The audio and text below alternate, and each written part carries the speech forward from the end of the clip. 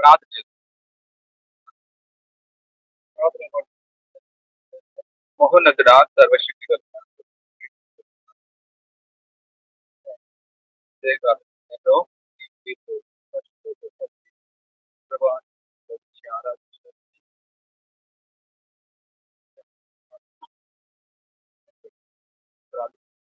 తండ్రి ఉదయకాల సమయంలో ప్రభా నా జీవితంలో ఉన్నటువంటి భార్య ప్రభా, దేవుడితో పాటు పంచుకోవడానికి ఇచ్చినటువంటి సమయాన్ని బట్టి కూడా ఉన్నారు. నా జీవితంలో మరి తోచాడుతున్నారు. మరి మీరే ప్రభా, మీరే మహిమపరచు. మీకే వందనాలు స్తోత్రాలు తెలియజేస్తున్నాను. కృతజ్ఞతలు స్తోత్రాలు అర్పించు. అంటే తోచాడు మరిపోవచ్చు. నేను చేసిన ప్రార్థన ప్రభని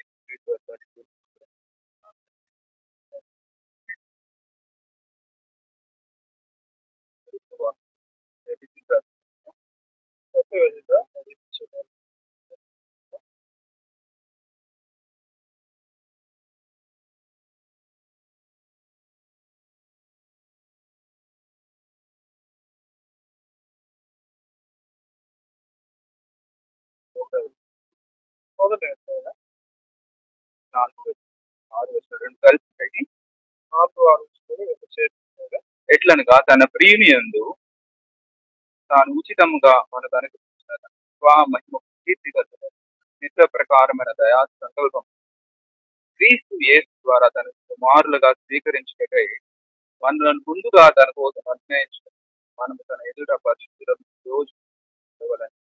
జగత్తు పునాది వేయబడక ముందే ప్రేమ చేత క్రీస్తులో ఏర్పరచు. ఇక్కడికన్నా చూసుకున్నట్లయితే కావిడి నోడుకోబోతుంది. ప్రేమ చేత ಜಗತ್ತು పునాది వేయబಡಕ್ಕೆ నిన్ను నన్ను ವಾರು ಏರ್ಪಡಿಸುತ್ತಾರೆ. ಪ್ರೀತಿಯಿಂದ ಈ ಒಂದು ಜಗತ್ತಿಗೆ ಮುಂಚೆ ಕರ್ತಾನ ಯೇಸು ಕ್ರಿಸ್ತನಲ್ಲಿ ಅದನ್ನ ಬట్టి నేను మీ మధ్యలోకి రాగలిగాను. ಅದಕ್ಕಾಗಿ ನಾನು ನಿಮ್ಮ ನಡುವೆ ಬರಲಿಕ್ಕಾಗಿ నా మట్టుకు అయితే నేను ఒక హైందవ కుటుంబంలో జన్మించాను. సోదర ಪರವಾಗಿ ನೋಡಿದ್ರೆ ಅವರು ಬಂದವರಾಗಿದ್ದಾರೆ. నా పేరు పులిశెట్టి రాఘవేంద్రరావు. ಸೋದರ ಹೆಸರು ವೈಶ್ಯ ಕುಟುಂಬದಲ್ಲಿ ಜನ್ಮಿంచాను. సోదరు ಅವರು ವೈಶ್ಯ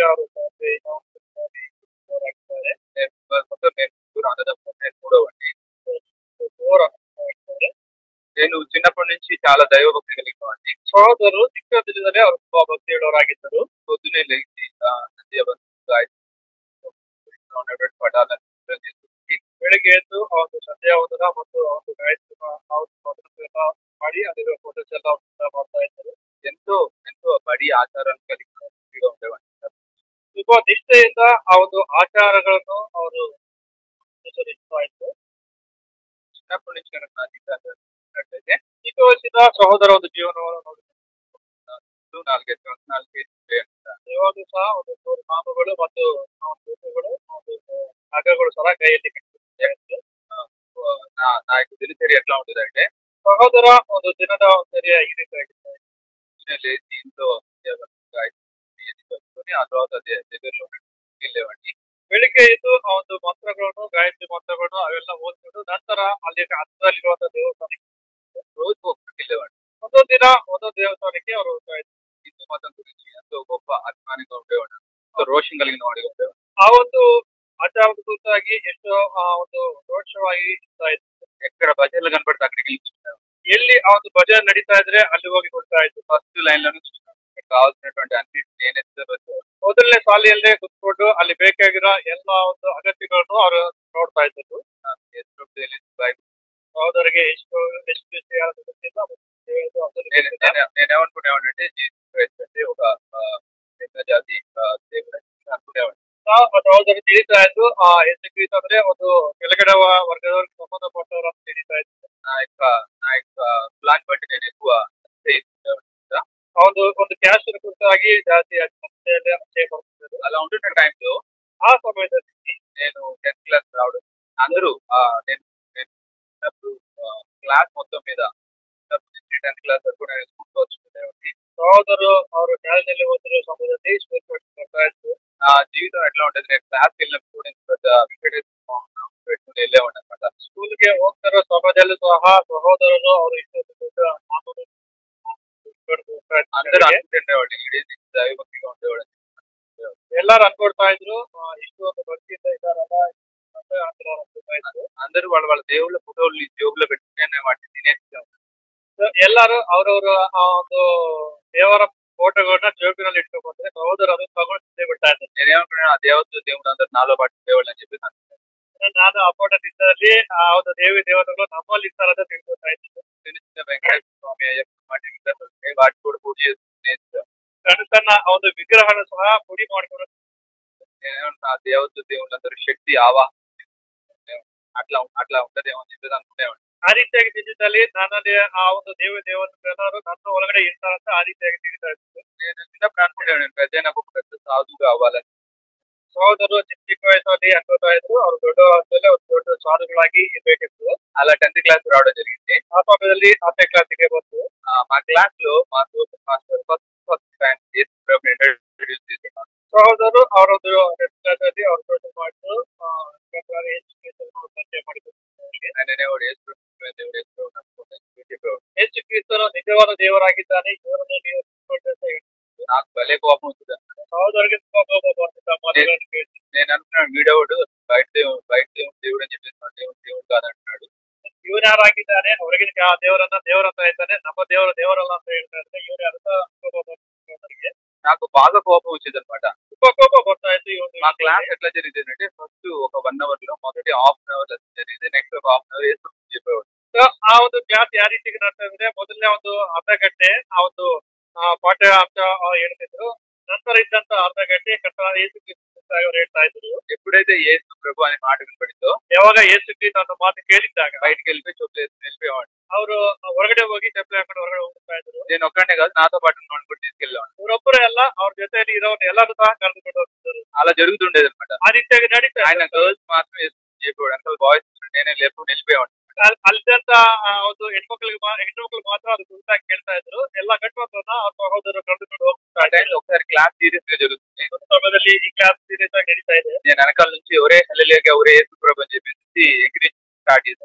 ಒಂದು ರೀತಿಯಾಗಿ ಅವ್ರನ್ನ ಹೀಯಾಳಿಸಿದ್ದಾರೆ. ಹಲ್ಲೆಲೂಯಾ ಅಂತವನೇ ಅಂತ ಆ ರೀತಿಯಾಗಿ ಸಹೋದರರು ಅವರಿಗೆ ಹೀಯಾಳಿಸಿದ್ದಾರೆ. నాతో పాటు మా ఫ్రెండ్స్ కూడా అనిపించాను అనమాట. సో ಇವರು ಅನ್ನೋದು ಮಾತ್ರವಲ್ಲದೆ ಅವರ ಒಂದು ಫ್ರೆಂಡ್ಸ್ ಜೊತೆಯಲ್ಲಿ ಸಹ ಆ ರೀತಿಯಾಗಿ ಹೀಯಾಳಿಸಿದ್ದಾರೆ. ఆయన వెనక్కి తిరగగానే సైలెంట్ అయిపోయేవాడు. మళ్ళీ బోర్డుకి వెళ్ళంగానే మళ్ళీ ఇస్తే ಅವರು ಹಿಂದೆ ತಿರುಗಿದ ತಕ್ಷಣ ಶಬ್ದ ಆಗಿತ್ತು. ಮತ್ತೆ ಆ ಕಡೆ ತಿರುಗಿದ ತಕ್ಷಣ ನಾವು ಈ ರೀತಿಯಾಗಿ ಹೀಯಾಳಿಸ್ತಾ ಇದ್ವಿ. అలా క్లాస్ అయిపోయిన తర్వాత దీని అంతటి కారణం ఎవరు అని చెప్పేసి ఆయన అంటున్నాడు. ఆయనకి తెలిసి కూడా. సో ಆ ಒಂದು ಎಲ್ಲ ಕ್ಲಾಸ್ ಮುಗಿದ ನಂತರ ಇದಕ್ಕೆಲ್ಲ ಕಾರಣ ಯಾರಂತ ಅವರಿಗೆ ಗೊತ್ತಿತ್ತು. ఆయన ఒక రూమ్ లోకి తీసుకెళ్ళాడు. ಅವರು ಗೋಡೆಗೆ ಕರೆದಿದ್ದಾರೆ. ರಾಘವನ್ నన్ను ఏదన్నా నేను ఏసుప్రభు అంటే జాగ్రత్త 10th క్లాస్ ತಪ್ಪಿದವರ ಅಷ್ಟರಿಂದ ನೀನು ನನ್ನನ್ನು ಏನಾದ್ರೂ ನಾನು ಒಪ್ಕೊಳ್ತೀನಿ. ನನ್ನ ಪರವಾಗಿಲ್ಲ.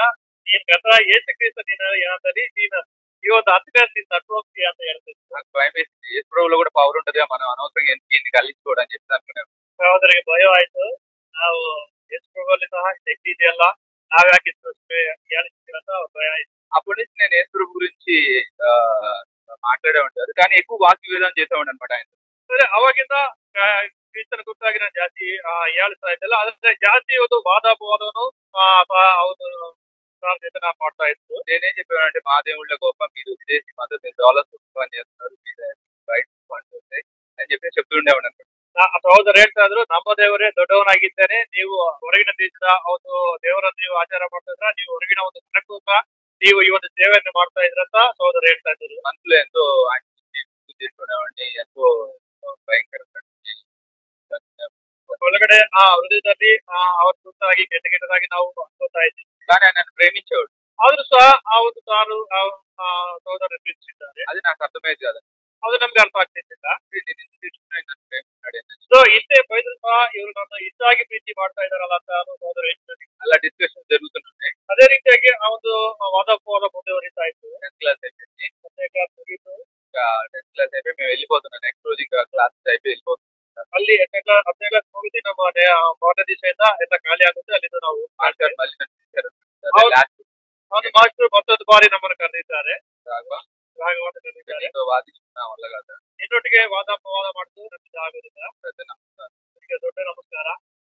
ఈ జీవితంలో ఇంత ಒಂದು ಜೀವನದಲ್ಲಿ ఎప్పుడైనా కష్టం వస్తే ಯಾವಾಗಾದ್ರೂ ಕಷ್ಟ ಬರ್ತದೆ. ఈ దేవుళ్ళందరి దగ్గరికి నిన్న ಎಲ್ಲ ದೇವರಿಗಂತ ನಿನ್ನ ಬಳಿ ನೀನು ಹೋಗಿ ఎవరు చేసినప్పుడు ಯಾರು ತೀರಿಸದೇ ಇದ್ದಾಗ అప్పుడు యేసుక్రీస్తు ಅವಾಗ ಕ್ರಿಸ್ತನ ಬಳಿ ನೀನು ಬಾ. యేసుప్రభు తీరిస్తే ಯೇಸು ಕ್ರಿಸ್ತ ತೀರಿಸಿದ್ದಲ್ಲಿ యేసుప్రభు నమ్ముతారా ಯೇಸು ಕ್ರಿಸ್ತನನ್ನು ನೀನು ನಂಬು, లేదంటే వదిలేయ్. ಇಲ್ಲ ಅಂದ್ರೆ ಬಿಡು ಅಂತ ಹೇಳಿ. నేను ఆయన అంతకే చాలా మోసం ಆ ರೀತಿಯಾಗಿ ಆ ಒಂದು ಸಾಲ ನಾವು ಆ ಸಹೋದರ ಆ ರೀತಿಯಾಗಿ ಅಳಿಸಿದ್ದಾರೆ. 10th క్లాస్ అయిపోయింది. ಕ್ಲಾಸ್ ಮುಗೀತು. ఇంటర్మీడియట్ చదువుకోవడానికి నా దగ్గర మాది చూడడం ಒಂದು PUC ಓದ್ಕೊಳ್ಳೋದಕ್ಕೆ ಸಹೋದರ ಒಂದು ಮಧ್ಯ ತರಗತಿಯಿಂದ ಸಹೋದರಾಗಿ ಓದ್ಕೊಳ್ಳೋಕೆ ಹಣ ಇರ್ತಿದ್ದಿಲ್ಲ. సో నేను మా దేవుడు అందరి దగ్గర మా కుల దేవత కన్యక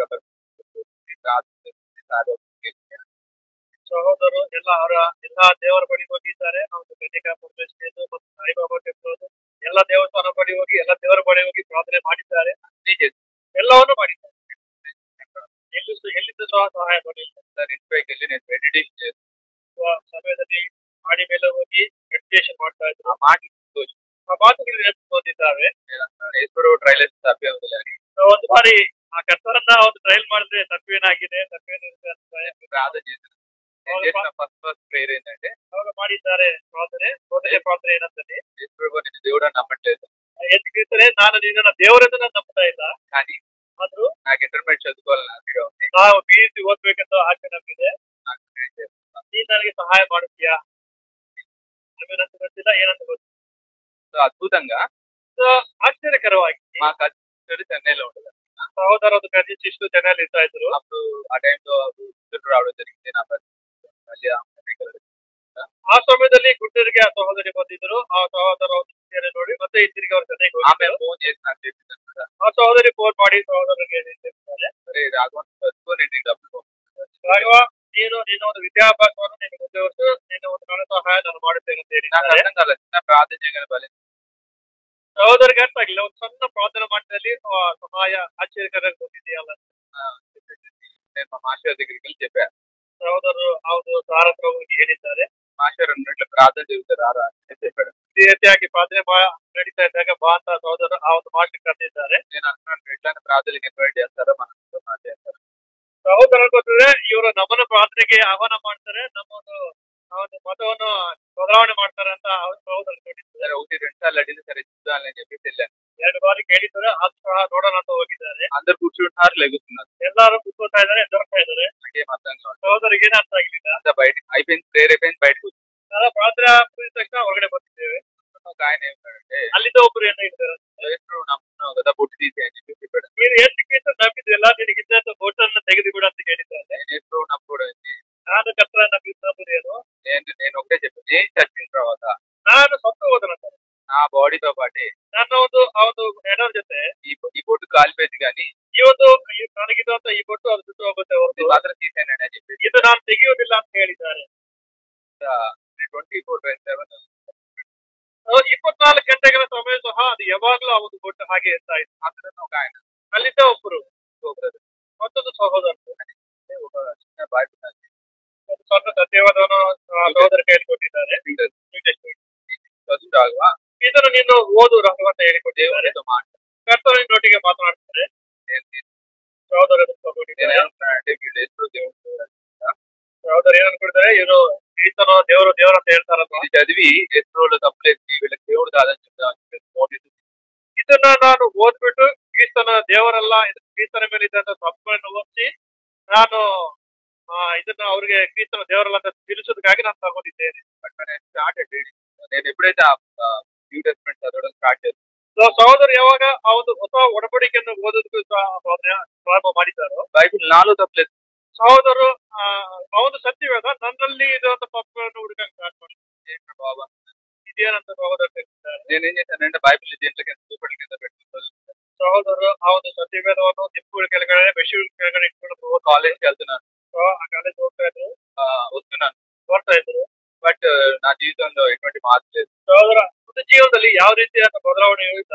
ఒకసారి ఏమైందంటే ಒಂದು ಬಾರಿ ಏನಾಗಿದೆ, నేను బైబిల్ తీసుకున్న కారణం ಸಹೋದರರು ಸತ್ಯವೇದ ತಂದಿರುವ ಕಾರಣದಿಂದ మా డాడీ బాగా వచ్చాడు. ಸಹೋದರರು ಅವರ ತಂದೆಯವರು ತುಂಬಾ ಗಲಾಟೆ ಕೋಪ ಪಡ್ಕೊಂಡಿದ್ದಾರೆ. దెబ్బ కూడా పెట్టింది. ಒಂದು ಏಟನ್ನು ಸಹ ಹೊಡೆದಿದ್ದಾರೆ. మా మమ్మీ కూడా ಅವರ ತಾಯಿಯವರು ಸಹ ఆ రోజు నేనేం ಮಾತಾಡಿದ್ದಾರೆ. ఆ రోజు నేనేం చేశాను, ಅವ್ರ ಸಹೋದರ ಏನ್ ಮಾಡಿದ್ದಾರೆ, ఇలా కాదని చెప్పేసి ಈಗೆಲ್ಲ ಎಂದು బైబిల్ తీసుకెళ్ళి ಆ ಒಂದು ಸತ್ಯವೇದವನ್ನು ఇంటి పైకి వెళ్ళి ಮಾಡಿ ಮೇಲೆ ಹೋಗಿ ಮೋಕಾಳ ಮೇಲೆ ಮೊಣಕಾಲಿನ ಮೇಲೆ ಹೋಗಿ ಬೈಬಲ್ ಮುಂದೆ ಬಿಟ್ಟು ಅವನು ಸತ್ಯವೇದವನ್ನು ಮುಂದೆ ಇಟ್ಕೊಂಡು ಒಂದು ಪ್ರಾರ್ಥನೆ ಮಾಡಿದ್ದಾರೆ. ಯೇಸು ಕ್ರಿಸ್ತನೇ, ఈ వాళ్ళు నిన్ను దేవుడు అంటున్నారు. ಸೊ ನಿನ್ನವರು ನಿನ್ನನ್ನೇ ದೇವರೆಂದು ಹೇಳ್ತಾ ಇದ್ದಾರೆ. నా వాళ్ళు నిన్ను దేవుడు కాదంట. ಸೊ ನನ್ನವರು ನಿನ್ನನ್ನು ದೇವರಲ್ಲ ಅಂತ ಹೇಳ್ತಾ ಇದ್ದಾರೆ. నువ్వే కనుక నిజమైన దేవుడివే అయితే ಸೊ ನೀನೇ ನಿಜವಾದ ದೇವರಂದಲ್ಲಿ నేను కళ్ళు తెరిచి చూసేటప్పటికి ನಾನು ಕಣ್ಣು ತೆಗೆದು ನೋಡುವಷ್ಟರಲ್ಲಿ ఆకాశంలో నక్షత్రం పడ్డ నాకు కనబడాలి. ಸೊ ಆ ಒಂದು ಆಕಾಶದಿಂದ ನಕ್ಷತ್ರಗಳು ಬೀಳುವುದು ನನಗೆ ಕಾಣಬೇಕು. అలా కనబడితే ಆ ರೀತಿಯಾಗಿ ಕಾಣ್ತಿದ್ದಲ್ಲಿ నేను దేవుడు అని నమ్ముతా. ನಿನ್ನ ದೇವರನ್ನು ನಾನು ನಂಬುತ್ತೇನೆ. లేదంటే ಇಲ್ಲಾಂದಲ್ಲಿ వద్దు, ಏನು ಬೇಡ, ఈ బైబిల్ వద్దు, ಸತ್ಯವೇದ ఈ ಬೇಡ. బైబిల్ తీసుకెళ్ళి మనకి ಸೊ ಈ ಒಂದು ಸತ್ಯವೇದ ತಗೊಂಡು ನಿನ್ನವರಿಗೆ ಕೊಟ್ಬಿಡ್ತೇನೆ. ಆ ರೀತಿಯಾಗಿ ಹೇಳಿ ಪ್ರಾರ್ಥನೆ ಮಾಡ್ತಾರೆ. ಕಣ್ಣು ತೆಗೆದಿದ್ದಾರೆ. ನೀವು ನಂಬುತ್ತೀರಾ ಇಲ್ವಾ? ಸಹೋದರ ಕಣ್ಣು ತೆಗಿತಾರೆ. ಆಕಾಶದಿಂದ ಆ ಒಂದು ನಕ್ಷತ್ರ ಉಳಿದ ರೀತಿಯ ಕೆಳಗಡೆ ಬೀಳ್ತಾರೆ. ಅದನ್ನು ನೋಡುವಾಗೆ ಸಹೋದರಿಗೆ ಒಂದು ಹತ್ತಿರವಾಗಿ నాకు తెలియకుండా నేను ಬಿಟ್ಟೆ. ಅವ್ರಿಗೆ ಗೊತ್ತಿಲ್ಲದೇನೆ ಅವರು ಅಳ್ತಾ ಇದ್ದಾರೆ. నా పాపాలు ನನ್ನ ಎಲ್ಲಾ ಪಾಪಗಳನ್ನು ಕರ್ತನ ನೆನಪು ಮಾಡ್ತಾ ಇದ್ದಾರೆ. ಅದೇ ಸಮಯದಲ್ಲಿ ಆ ಕರ್ತನನ್ನ ಯೇಸು ಕ್ರಿಸ್ತನ ಸ್ವಂತ ರಕ್ಷಕನಾಗಿ ಒಪ್ಪಿಸಿಕೊಂಡು ನಾವು ಪಾಪಿ ಅಂತ ನಾವು ನೋಡ್ಕೊಂಡು ಆತನ ರಕ್ಷಕರಾಗಿ ಹೇಳಕ್ ಆಗದೆ ಇರುವಷ್ಟು ಆ ಒಂದು ಕೈ ಬೀಳುವಂತ ಸಂತೋಷ ನಮ್ಮ ಒಂದು ಹೃದಯವನ್ನು ಸಹೋದರ ನಮ್ಮ ಜೀವನ ಕರ್ತನಿಗೆ ಸಹೋದರನ ಕೈ ಆ ಒಂದು ಇದರ ಫೋಟೋ ತೆಗೆದಿದ್ದಾರೆ. ಆ ರೀತಿಯಾಗಿ ಸಹೋದರ ಕರ್ತನಲ್ಲಿ ఆ తర్వాత ఈ శ్రమలని ನಂತರ ಕೆಲವೊಂದು ಕಷ್ಟಗಳು ಮನೆಯಲ್ಲಿ ಬಂದಿದ್ದು. ನಂತರ 10 ಜನರು ಒಂದು ಸಭೆಗೆ ಹೋಗ್ತಾ ಇದ್ರು. మా మాస్టర్ ద్వారా ಆ ಒಂದು ಸಹೋದರರು ಅವರ ಒಂದು ಮಾರ್ಗ ಮುಖಾಂತರ 10 ಜನರು ಒಂದು ಸಭೆಗೆ వాళ్ళను ಅವರು ಆ ಸಭೆಯವರು ನಮ್ಮನ್ನು ವಿಶ್ವಾಸದಲ್ಲಿ ಬೆಳೆಸಿದ್ದಾರೆ. బీటెక్ ಬೀಟೆಕ್ ಓದುವುದಕ್ಕೆ ಸಹ ಕಾಳಜಿಯಿಲ್ಲ. ಕರ್ತರು ಸಹಾಯ ಮಾಡಿದ್ದಾರೆ. ಯಾವ ಸಹೋದರಿಗೆ ಸಹಾಯ ಮಾಡಿದ್ದಾರೆ ಅವ್ರಿಗೆ ಅವರು ಅಲ್ಲಿಂದ ಸಹೋದರಿಗೆ ಮತ್ತು ಬೀಟೆಕ್ ಮಾಡಲಿಕ್ಕೆ ಸಹಾಯ ಮಾಡಿದ್ದಾರೆ. 4 years ಬೀಟೆಕ್ 4 years ಹೈದರಾಬಾದ್ ಹೋಗಿದ್ರು. ಕೈಲಿ ಕೆಲಸ ಇಲ್ಲ, ಏನ್ ಮಾಡ್ಬೇಕು ಗೊತ್ತಿಲ್ಲ. మా ఫ్రెండ్ వాళ్ళ ఫ్రెండ్ ಸಹೋದರು ಅವರ ಫ್ರೆಂಡ್ ಅವರ ಫ್ರೆಂಡ್ ಮನೆ చాలా అంటే బీటెక్ అయిపోయింది, జాబ్ ಬೀಟೆಕ್ ಹೋಗಿದ್ದು, ಕೆಲಸ ಇಲ್ಲ, ಮನೆಯಿಂದ ಯಾವ ರೀತಿಯಾದ ಆರ್ಥಿಕ ಒಂದು ಸಹಾಯವೂ ಇಲ್ಲ. ಸಹೋದರ ಒಂದು ಅಣ್ಣನವರು ಸಣ್ಣ ಒಂದು ಅಮೌಂಟ್ దాంట్లో నా యొక్క మనీ ఎక్స్పెండ్ ಅದರಲ್ಲೇ ಅವರೊಂದು ಎಲ್ಲಾ ವೆಚ್ಚಗಳನ್ನು ನೋಡ್ಕೊತಾ ಇದ್ದಾರೆ. టైంలోనే హైదరాబాద్ లోని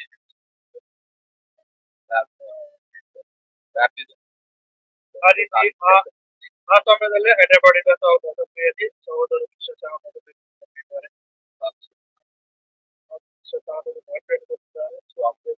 ಅದು ಸಹ ಉದ್ಯೋಗ ಇಲ್ಲ. ಅಲ್ಲಿಂದ ಸಹೋದರ ಪುಣೆಗೆ ಹೋಗಿದ್ದು. ಸಹೋದರು ಮತ್ತು ಅವರ ಒಂದು ಫ್ರೆಂಡ್ ఇక్కడ దేవుడు నాకు వాగ్దానం ಅಲ್ಲಿ ಸಹೋದರನಿಗೆ ಒಂದು ವಾಗ್ದಾನವನ್ನು కన్ఫర్మ్ అనేది ನನ್ನನ್ನು ನೀನು ಭಯಪಡಿಸು, ನಾನು ನೀನು ಭಯಪಡಿಸ್ತೇನೆ. అదే వాగ్దానం. ಅದೇ ಒಂದು ವಾಗ್ದಾನದಿಂದ ಸಹೋದರ ಪುಣೆಗೆ ಹೋಗಿದ್ದಾರೆ. అక్కడ ಅಲ್ಲಿ ಒಂದು ಇಂಟರ್ವ್ಯೂಗೆ ಸಹೋದರ ಅಟೆಂಡ್ ಮಾಡ್ತಾರೆ. ఆ ఇంటర్వ్యూలో ఇంటర్వ్యూ తీసుకున్నట్టు వ్యక్తి ಅಲ್ಲಿ ಇಂಟರ್ವ್ಯೂ ನಡೆಸುವಂತ ಅವರು ಒಂದು ಪ್ರಶ್ನೆಯನ್ನು ಸಹ ಸಹೋದರಿಗೆ ಅವರು ಹಾಕಿ ఢిల్లీకి జాబ్ చేస్తావా ನೀನು ಡೆಲ್ಲಿಗೆ ಹೋಗಿ ಕೆಲಸ ಮಾಡ್ತೇನೆ ಅಂತ ಹೇಳಿ చేస్తానండి. ಮಾಡ್ತೀನಿ ಅಂತ ಹೇಳಿದ್ದಾರೆ.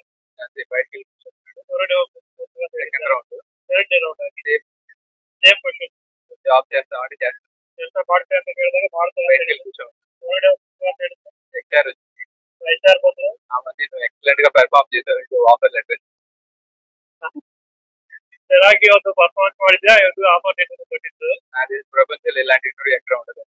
ತಿಳಿದು ಜಾಸ್ತಿ ಇವತ್ತು ಪ್ರಪಂಚದಲ್ಲಿ ಈ ರೀತಿಯಾದ అవేమంటే 2 days తర్వాత నీ ఆఫర్ లెటర్ మెయిల్ పంపిస్తాను, వెళ్ళిపోతుంది. 2 ದಿವಸದ ನಂತರ ನಿನಗೆ ಆಫರ್ ಲೆಟರ್ ನಾವು ಮೇಲ್ ಮುಖಾಂತರ ಕಳಿಸ್ತೇವೆ, ನೀವು ಹೋಗು ಅಂತ ಹೇಳ್ತಾರೆ. నీకు తెలియదు నిజమేంటంటే ನಿಮಗೆ ತಿಳಿದೇ ಇರುವಂತ ನಿಜ ಅಂತಾರೆ. నెక్స్ట్ మంత్ నా దగ్గర డబ్బులు ಸೊ ಮಾರನೇ ದಿವಸ ಬೆಳಿಗ್ಗೆ ನನ್ನ ಕೈಯಲ್ಲಿ ₹1 ಸಹ ಹಣ ಇದ್ದಿಲ್ಲ. ನಾವು ಒಂದೇ ಹೇಳಿ ನನ್ನ ಕೈಯಲ್ಲಿ ಏನಿಲ್ಲ. ನೀನು ಯಾವ ರೀತಿಯಾಗಿ ಆ ರೀತಿಯಾಗಿ 2 days తర్వాత ఆఫర్ లెటర్ 2 ದಿವಸದ ನಂತರ ಈ ಒಂದು ಆಫರ್ ಲೆಟರ್ ಸಹೋದರರಿಗೆ ಮೇಲ್ ಬಂತು. ಅದೇ ದಿನದ ಸಹೋದರ ಒಂದು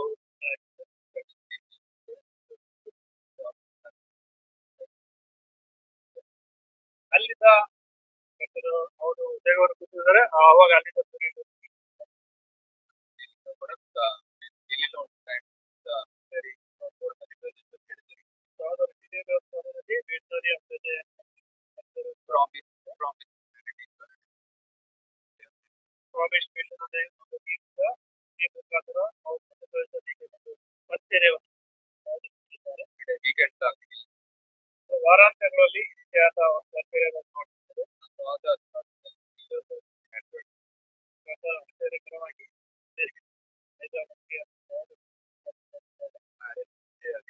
మ్యారేజ్ చేసుకోవాలి. ಆಗಬೇಕು. సో మా పేరెంట్స్ వైశాల్ కన్వర్టెడ్ ಸಹೋದರರು ಅಭಿಪ್ರಾಯಗಳು ಅಪೇಕ್ಷಿಸದೆ ಚೆನ್ನಾಗಿ ಆಗಿತ್ತಂತ ಅವರದ್ದೇ ಮದುವೆ ಮಾಡುತ್ತಾ ಮನೆಯಿಂದ ಓದದೆ ಆಗಿತ್ತು. కానీ ಆದರೆ ಕರ್ತರು ಆಶ್ಚರ್ಯಕರವಾಗಿ ఎంజే బాబు గారి ద్వారా ಬಾಬು ಅವರ ಮುಖಾಂತರ ದೇವರ ಒಂದು ದೇವರ ಸಾವಿರದ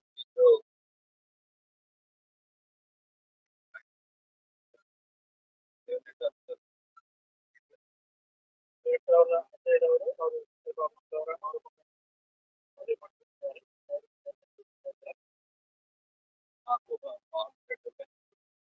ಸಹೋದರಿಗೆ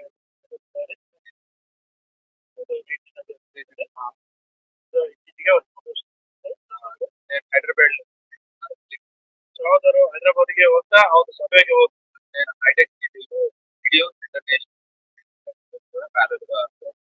ಹೈದರಾಬಾದಲ್ಲಿ ಕ್ಯಾಂಪ್ ಹೈದರಾಬಾದಲ್ಲಿ ವಿಡಿಯೋನು ಅವರು ಪರಿಚಯದಲ್ಲಿ ಕ್ಯಾಂಪಸ್ ಆಗಿ ಮಾಡ್ತಾ ಇದ್ದಾರೆ. దేవుడు ఎన్నో అద్భుతాలు చేశాడు. ಸಹೋದರ ಎಷ್ಟೋ ಆಶ್ಚರ್ಯಗಳನ್ನು ಮಾಡಿದ್ದಾರೆ. ಹೇಳೋದಕ್ಕೆ ಸಮಯವಿಲ್ಲ. ಸೊ వీటన్నిటిలో కూడా దేవుని యొక్క వాక్యం ಸೊ ಇವು ಎಲ್ಲದಲ್ಲಿ ಕರ್ತನ ಒಂದು ಕೃಪೆಯನ್ನು ನಾವು ನೋಡಬಹುದು. నా జీవితంలో నాదంటే ನಮ್ಮೊಂದು ಜೀವನದಲ್ಲಿ ನನ್ನೊಂದು ಏನಿಲ್ಲ ಎಲ್ಲಾದ್ರು ಸಹ నా ద్వారా కొంచెం కూడా నా ಫ್ರೆಂಡ್ಸ್ ಸಹೋದರ ಮುಖಾಂತರ ಕೆಲವೊಂದು ಸಹೋದರರು ಸಹ ಕರ್ತನಲ್ಲಿ ಬಂದಿದ್ದಾರೆ. ಕರ್ತನಿಗೆ ಪಿತಾಗಿ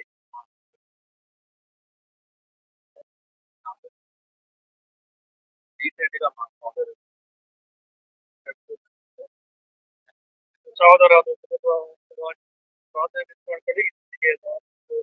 ತಂದೆಯವರು ಅವರು ಕರ್ತನಲ್ಲಿ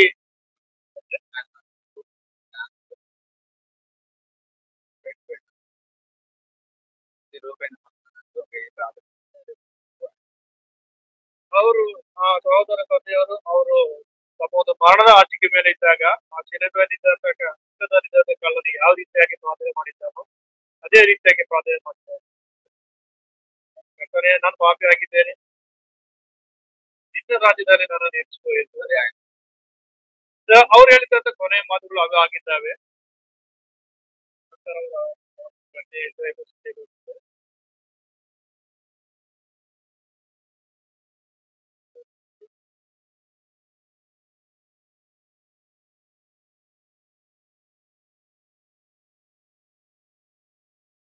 ಹೋಗಿದ್ದಾರೆ.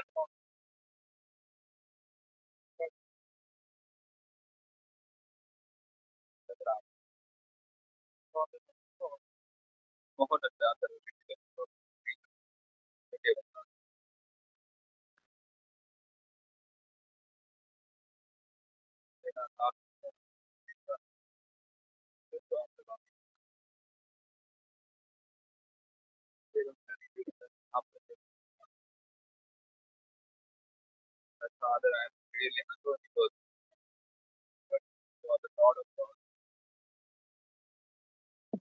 Because of your greatness, because of your goodness, and Father, and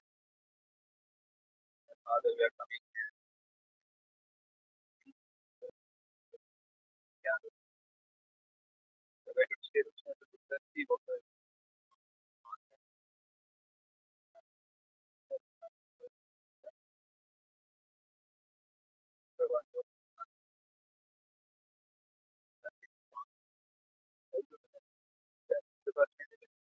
సహాయపడండి. మీకే వందనాలు, స్తోత్రాలు చెల్లిస్తున్నాను.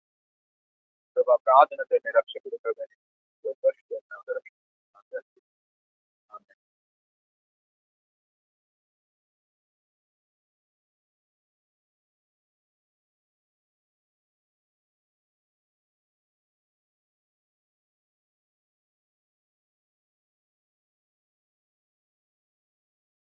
What is the center point of the Christian life? So, ಕ್ರೈಸ್ತಿಯ ಜೀವನಕ್ಕೆ ಒಂದು ಕೇಂದ್ರದ ಬಿಂದುವಾದ Anybody can tell? ఎవరు చెప్తారా?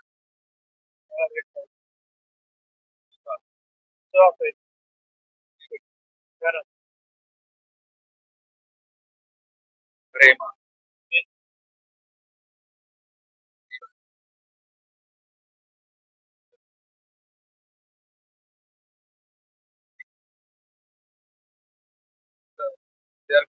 But the ultimate thing is this. ಇವೆಲ್ಲವೂ ಸರಿಯಾದದೆ, ಆದರೆ ಪ್ರಾಮುಖ್ಯವಾದದ್ದು ಮತ್ತೊಂದು. ప్రాముఖ్యమైన విషయం ఏంటంటే, ಪ್ರಾಮುಖ್ಯವಾದ ವಿಷಯ ಏನಾಗಿದೆ what is the Christian focal point a Christian life. అంటే ఒక నిజ క్రైస్తవ విశ్వాస జీవితంలో ఒక ఫోకల్ పాయింట్ అని మనం చెప్పగలిగితే ఒకే ఒక విషయం మనకు కనబడుతుంది. ನಿಜವಾದಂತ ಕ್ರಿಸ್ತಿಯ ಜೀವನದಲ್ಲಿ ಒಂದು ಪ್ರಮುಖವಾದ ಕೇಂದ್ರ ಏನಾಗಿದೆ, ಒಂದೇ ಒಂದು ವಿಷಯವನ್ನು ನಮ್ಮಿಂದ ಹೇಳಲಿಕ್ಕೆ ಆಗುತ್ತದೆ. నా క్రిస్టియన్ లైఫ్ అంతా కూడా దీని మీద డిపెండ్ అవుతుంది. ನಮ್ಮ ಒಂದು ಕ್ರಿಸ್ತಿಯ ಜೀವನ ಎಲ್ಲವೂ ಸಹ ಇದರ ಮೇಲವೇ ಆಧಾರ ಪಟ್ಟಿರುತ್ತದೆ. దీన్ని బట్టే నేను ముందుకెళ్తా. ಸೊ ಇದರ ಮುಖಾಂತರವೇ ನನ್ನಿಂದ ಮುಂದೆ ಹೋಗ್ಲಿಕ್ಕೆ ಸಾಧ್ಯವಾಗುತ್ತದೆ. వేరే ఏమీ లేవు. ಬೇರೆ ಏನು ಸಹ ಇಲ್ಲ. అదే దేవుని యొక్క ಅದೇ ಕರ್ತನ ಒಂದು ಮಹಿಮೆ ಆಗಿದೆ. God glory. ಸೊ ಅದು ದೇವರ ಮಹಿಮೆ ಆಗಿದೆ. God glory. ಸೊ ಆ ದೇವರ ಒಂದು ಮಹಿಮೆ ನಮ್ಮೊಂದು ಜೀವನದಲ್ಲಿ ಅದು ಪ್ರಧಾನ ಪಾತ್ರವಾಗಿ ಕಂಡುಕೊಳ್ಳಬೇಕಾಗಿದೆ. దేవుడు నీ దగ్గర నుంచి కోరుకుంటుంది కూడా అదే. ಸೊ ಕರ್ತನು ನಿನ್ನಿಂದ ಎದುರು ನೋಡುವಂಥದ್ದು ಇದು ಆಗಿದೆ. నీ జీవితం ద్వారా, ನಿನ್ನ ಒಂದು ಜೀವನದ ಮುಖಾಂತರ, నీ బ్రతుకు ద్వారా ಸೊ ನಿನ್ನ ಒಂದು ಜೀವನ ಮುಖಾಂತರ ఆయన మహిమ పరచుకోవాలి. ಸೊ ಆತನು ತನ್ನನ್ನು ತಾನು ಮಹಿಮೆ ಪಡಿಸಬೇಕೆಂದು ಬಯಸುವಂತನಾಗಿದ್ದಾನೆ. దేవుని మహిమ అంటే ఏంటి? ದೇವರ ಮಹಿಮೆ ಅಂದ್ರೆ ಏನಾಗಿದೆ? God glory. ಸೊ ದೇವರ ಮಹಿಮೆ ಅಂದ್ರೆ ಏನಾಗಿದೆ? మనకు ನಾವು ಓದಿಕೊಳ್ಳುವ నిర్గమాకాండ 45 24 నుంచి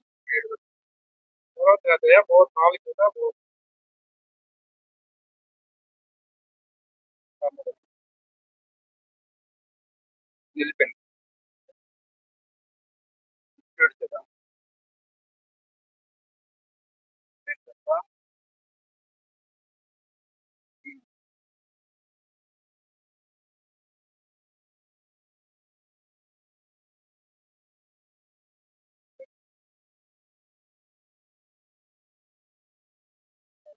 ಆಗ ಮೇಘವು ದೇವದತ್ತನ ಗುಡಾರವನ್ನು ಮುಚ್ಚಿತು. ಯೆಹೋವನ ತೇಜಸ್ಸು ಗುಡಾರವನ್ನು ಮುಚ್ಚಿತು. ಮೇಘವು ದೇವ ದರ್ಶನದ ಗುಡಾರದ ಮೇಲೆ ನೆಲೆಯಾಗಿರುವುದಿದ್ದನು. ಯೆಹೋವನ ತೇಜಸ್ಸು ಗುಡಾರದೊಳಗಡೆ ತುಂಬಿರುವುದಿದ್ದನು. ಮೋಶೆ ಗುಡಾರದಲ್ಲಿ ಹೋಗಲಾರದೆ ಇದ್ದನು.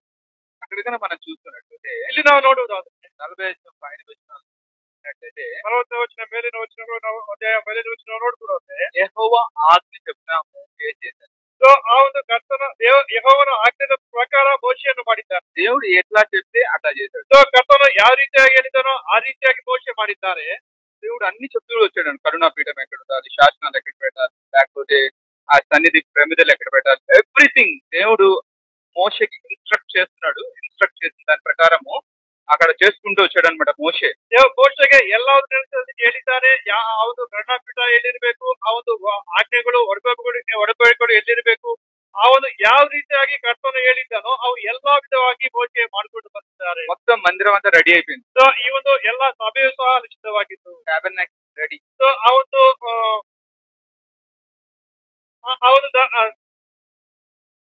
ಒಂದು ಗುಡಾರವು ಸಿದ್ಧವಾಗಿತ್ತು. అలాగున మోషే పని సంపూర్తి చేశాను. ಆ ರೀತಿಯಾಗಿ ಮೋಶೆ ಆ ಒಂದು ಕೆಲಸವನ್ನು ಸಂಪೂರ್ತಿ ಮಾಡಿದ್ದಾರೆ. రెడీ అయిపోయింది. ಅವಾಗ ಎಲ್ಲ ಸಿದ್ಧ ಆಗಿದೆ. అప్పుడు ఏం జరుగుతుంది? దేవుని యొక్క ప్రెసెన్స్ దిగినట్టుగా మనం చూస్తాం. ಅಲ್ಲಿ ಏನ್ ನಡೀತಿದೆ? ದೇವರ ಒಂದು ದರ್ಶನ, ದೇವರ ಒಂದು ಸನ್ನಿಧಿ ಮಹಿಮೆ ಅಲ್ಲಿ ಇಳಿದು ಬಂದಾಗಿ ನಾವು ನೋಡ್ತಾ ಇದ್ದೇವೆ. మేఘము ప్రత్యక్షపు గుడారమును కమ్మగా యెహోవా తేజస్సు మందిరమును నింపెను. ಆಗ ಮೇಘವು ದೇವದರ್ಶನ ಗುಡಾರವನ್ನು ಮುಚ್ಚಿತು. ಯೆಹೋವನ ತೇಜಸ್ಸು ಗುಡಾರವನ್ನು ತುಂಬಿತು. తెలుగులో తేజస్సు అని ఉంటుంది. ತೆಲುಗಿನಲ್ಲಿ ತೇಜಸ್ಸಲ್ಲಿದೆ. బట్ ఇన్ ఇంగ్లీష్ ట్రాన్స్లేషన్ లో మనం చూస్తే glory of the lord field the tabernacle. ಆ ಒಂದು ಇಂಗ್ಲಿಷ್ ಟ್ರಾನ್ಸ್ಲೇಷನ್ ನೋಡೋದಾದ್ರೆ ದೇವರ ಮಹಿಮೆ ಆ ಒಂದು ಗುಡಾರದಲ್ಲಿ ತುಂಬಿತು ಅಂತ ಬಂದಿದೆ. ఆ మేఘము మందిరం మీద నిలుచుట చేత మందిరము యెహోవా తేజస్సుతో నిండెను. ಸೊ ಆಗ ಮೇಘವು ದೇವದತ್ತದ ಗುಡಾರವನ್ನು ಮುಚ್ಚಿತು, ಯೆಹೋವನ ತೇಜಸ್ಸು ಗುಡಾರವನ್ನು ತುಂಬಿತು. దేవుని యొక్క గ్లోరీ, దేవుని యొక్క మహిమ ఎక్కడుందంట? ಸೊ ದೇವರ ಒಂದು ಮಹಿಮೆ ಎಲ್ಲಿದೆ ಅಂತ ನಾವು ನೋಡಿದಾಗ దేవుని యొక్క మందిరంలో ఉందంట. ಸೊ ದೇವರ ಒಂದು ಸಭೆಯಲ್ಲಿದೆ. దేవుని యొక్క యెహోవా తేజస్సు ఎక్కడ నిలబడింది? ಸೊ ಯೆಹೋವನ ತೇಜಸ್సు ಅಲ್ಲಿ ಎಲ್ಲಿ ನೆಲೆಗೊಂಡಿದೆ? ప్రత్యక్ష గుడారంలో దేవుని యొక్క మందిరంలో ఉంది. సో ದೇವದತ್ತದ ಗುಡಾರದ ಮೇಲೆ ಆ ಒಂದು ದೇವರ ಸಭೆಯಲ್ಲಿ ಇದೆ. ఎక్కడైతే దేవుని యొక్క గ్లోరీ నిలిచిందో, ఎಲ್ಲಿ ದೇವರ ಒಂದು ಮಹಿಮೆ ನೆಲೆಗೊಂಡಿದೆಯೋ, ఈవెన్ మోషే కూడా లోపలికి వెళ్ళలేకపోతున్నాడు, ప్రత్యక్ష గుడారంలోనికి వెళ్ళలేకుండా. ಸೊ ನೋಡೋದಾದ್ರೆ ಅಲ್ಲಿ ಆ ಒಂದು ಮೋಶೆಯು ಸಹ ಆ ಒಂದು ಗುಡಾರದ ಒಳಗಡೆಗೆ ಹೋಗ್ಲಿಕ್ಕೆ ಸಾಧ್ಯವಾಗ್ಲಿಲ್ಲ. అంటే అక్కడ మనం ఒక పాయింట్ మనం క్యాచ్ చేయొచ్చు. అక్కడ ಸೊ ಇಲ್ಲಿ ಒಂದು ಪಾಯಿಂಟ್ ಅನ್ನು ನಾವು ನೋಡ್ಕೊಂಡಿದ್ರೆ, God glory is a secret thing. So ದೇವರ ಒಂದು ಮಹಿಮೆ ಅದು ಸೀಕ್ರೆಟ್ ಅದು ತುಂಬಾ ಪವಿತ್ರವಾದದಾಗಿದೆ. It's a secret thing. ಅದು ತುಂಬಾ ಪವಿತ್ರವಾದದಾಗಿದೆ. నోబడి ఎవ్వరు కూడా ఎంటర్ అయ్యేది కాదు ఆ ప్లేస్. ಸೊ ಯಾರು ಸಹ ಅದ್ರ ಒಳಗಡೆ ಪವಿತ್ರ ಮಾಡಲಿಕ್ಕೆ ಅನುಮತಿ ಇಲ್ಲ, ಆಗುದಿಲ್ಲ. అతి పరిశుద్ధ స్థలంలో ఉన్నటువంటి దేవుని మందసంలో ఉన్న దేవుని ఆత్మ దగ్గరికి దేవుడు ఎవరిని కూడా ఎలా చేయాల. ಸೊ ಅತಿ ಪರಿಶುದ್ಧವಾಗಿರುವಂತಹ ಮಂಜುಷ ಮೇಲಿರುವಂತಹ ಆ ಒಂದು ಸ್ಥಳಕ್ಕೆ ಯಾರನ್ನು ಸಹ ಆ ಕರ್ತನು ಬರ್ಲಿಕ್ಕೆ ಉಪಯೋಗ ಕೊಡ್ಲಿಲ್ಲ. అక్కడ దేవుని తేజస్సు ఉంది. ಸೊ ಅಲ್ಲಿ ಕರ್ತನ ಮಹಿಮೆಯಲ್ಲಿದೆ. అక్కడ దేవుని యొక్క గ్లోరీ ఉంది. ಅಲ್ಲಿ ದೇವರ ಮಹಿಮೆ ಇದೆ. ఈవెన్ మోషే కూడా అక్కడికి ఎంటర్ కాలేని ಅಲ್ಲಿ పరిస్థితి. ಮೋಶೆ ಸಹ ಅಲ್ಲಿ ಒಳಗಡೆ ಹೋಗ್ಲಿಕ್ಕೆ ಅವನಿಗೆ ಸಾಧ್ಯವಾಗ್ಲಿಲ್ಲ. అక్కడ ఒక విషయం మనం జ్ఞాపకం చేసుకుంటే, ಒಂದು ವಿಷಯವನ್ನು ನಾವು ಇಲ್ಲಿ ಮಾಡ್ಕೊಂಡ್ರೆ, ఏ మనుష్య మాత్రుడు కూడా దేవుని సమీపించలేడు. ಸೊ ಯಾವ ನರ ಮನುಷ್ಯನು ಸಹ ದೇವರನ್ನ ಬಳಿ ಬರ್ಲಿಕ್ಕೆ ಸಾಧ್ಯವಿಲ್ಲ. God is a sacred God who is our worshipping. So ನಾವು ಯಾರನ್ನ ಆರಾಧನೆ ಮಾಡ್ತಾ ಇದ್ದೇವೋ ಆ ಒಂದು ದೇವರು ಅತಿ ದೊಡ್ಡ ದೇವರಾಗಿದ್ದಾರೆ. He is not.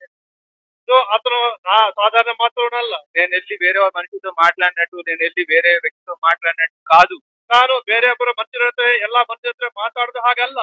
దేవుడు చెప్తున్నాడు, I am a secret God. ಕರ್ತನು ಹೇಳ್ತಾ ಇದ್ದಾನೆ, ನಾನು ಪರಿಶುದ್ಧನಾಗಿದ್ದೇನೆ. నువ్వు వేరే వాళ్ళతో వ్యవహరించద్దు, నాతో వ్యవహరించద్దు. ಸೊ ಬೇರೆಯವರೊಂದಿಗೆ ಮಾತನಾಡಿದ ಹಾಗೆ ನೀನು ನನ್ನೊಂದಿಗೆ ಇರಬೇಡ. I am secret. ಸೊ ನಾನು ಅತಿ ಪರಿಶುದ್ಧನಾಗಿದ್ದೇನೆ. ఈవెన్ మోషే కూడా వెళ్ళలేకపోయాడు దేవుని యొక్క మహిమ నిల్చున్న ప్రదేశానికి. ಸೊ ದೇವರ ಮಹಿಮೆ ನೆಲೆಗೊಂಡಿದ್ದ ಆ ಒಂದು ಪ್ರದೇಶಕ್ಕೆ ಮೋಶೆ అంత శక్తివంతమైంది. ಸೊ ಅಷ್ಟು ಶಕ್ತಿವಂತ దేవుని యొక్క మహిమ అంత శక్తివంతమైంది. ದೇವರ ಒಂದು ಮಹಿಮೆ ಅಷ್ಟು ಶಕ್ತಿ ಉಳ್ಳವರಾಗಿದೆ. నిర్గమకాండం ಅದೇ ವಚನಕಾಂಡ 24వ అధ్యాయము 24ನೇ ಅಧ್ಯಾಯ 1 నుంచి 3వ వచనం. ಮೊದಲಿಂದ 3 ವಚನಗಳನ್ನ ಓದ್ಕೊಳ್ಳುವ. 24వ అధ్యాయం 4 ಮೊದಲೇ ఇట్లా నేను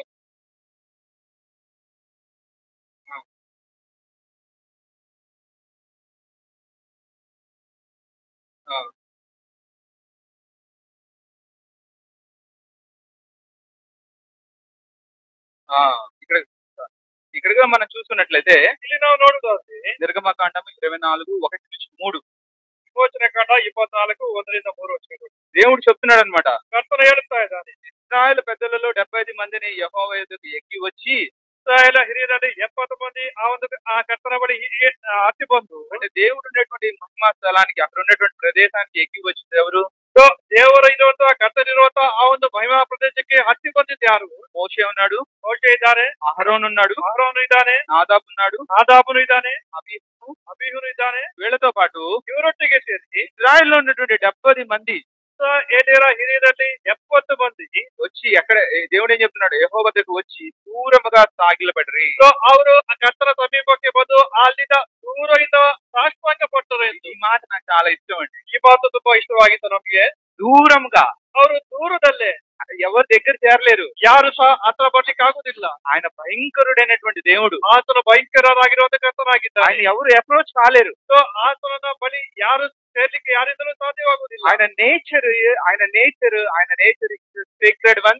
ಸೊ ಆತನ ಒಂದು ದೇವರು ಅತಿ ಪರಿಶುದ್ಧ ದೇವರು ಆಗಿದ್ದಾನೆ. అక్కడ చెప్తుంది అంటే, మోషే మాత్రము యెహోవాను సమీపింపవలెను. ಸೊ ಮೋಶೆ ಮಾತ್ರವೇ ಕರ್ತನ ಬಳಿ ಬರಬೇಕೆಂದು ಹೇಳಿದ್ದಾರೆ. ಸೊ ಎಲ್ಲಾ ಪ್ರಜೆಗಳು ಅಲ್ಲಿ ಹತ್ರ ಬರಬಾರದು. సో మనం ఇక్కడ తెలుసుకోవాల్సినటువంటి ముఖ్యమైన విషయం ನಾವು ತಿಳಿಬೇಕಾದ ಪ್ರಮುಖ ವಿಷಯ పాత నిబంధనలో ಹಳೆ ಒಡಂಬಡಿಕೆ ప్రతి ఒక్కరికి దేవుని యాక్సెస్, లేదు. ಸೊ ಆ ಕರ್ತನ ಬಳಿ ಬರೆಯೋದಕ್ಕೆ ದೇವರ ಒಂದು ಅಪ್ಪಣೆ ಎಲ್ಲರಿಗೂ ಸಹ ಇರುವುದಿಲ್ಲ. Sacred God. ಸೊ ಯಾಕಂದ್ರೆ ಆತನು ಪರಿಶುದ್ಧ ದೇವರಾಗಿದ್ದಾನೆ. Because he is a holy God. So ಯಾಕಂದ್ರೆ ಆತನು ಅತಿ ಪರಿಶುದ್ಧ ಆತನಾಗಿದ್ದಾನೆ. Because the glory of God is so powerful. So ಯಾಕಂದ್ರೆ ದೇವರ ಒಂದು ಮಹಿಮೆ ಅದು ಎಲ್ಲದಕ್ಕಿಂತಲೂ ಶಕ್ತಿವಂತಲಾಗಿದೆ. అదే అధ్యాయం 15 నుంచి 17 వచనం వరకు చదువుకుందాం. ಅದೇ 24ನೇ ಅಧ್ಯಾಯದಿಂದ 17 ವಚನಗಳನ್ನು ಓದ್ಕೊಳ್ಳುವ. మోషే కొండ మీదకి ఎక్కినప్పుడు ಮೋಶೆ ಬೆಟ್ಟ ಹತ್ತಿದಾಗ ఆ మేఘము కొండను కమ్మెను. ಆ ಮೇಘವು ಅದನ್ನು ಮುಚ್ಚಿಕೊಂಡಿತು. ఎప్పుడైతే మోషే ఎక్కి వెళ్ళాడు, వెళ్ళిన తర్వాత ఏం చేసింది, ఆ మేఘం పైన ఆ మేఘము కొండను కప్పిందంట. ಸೊ ಯಾವಾಗ ಮೋಶೆ ಆ ಬೆಟ್ಟವನ್ನು ಹತ್ತು ಹೋಗಿದ್ದಾನೋ ಆ ಒಂದು ಮೇಘ ಅದನ್ನು ಮುಚ್ಚಿತು.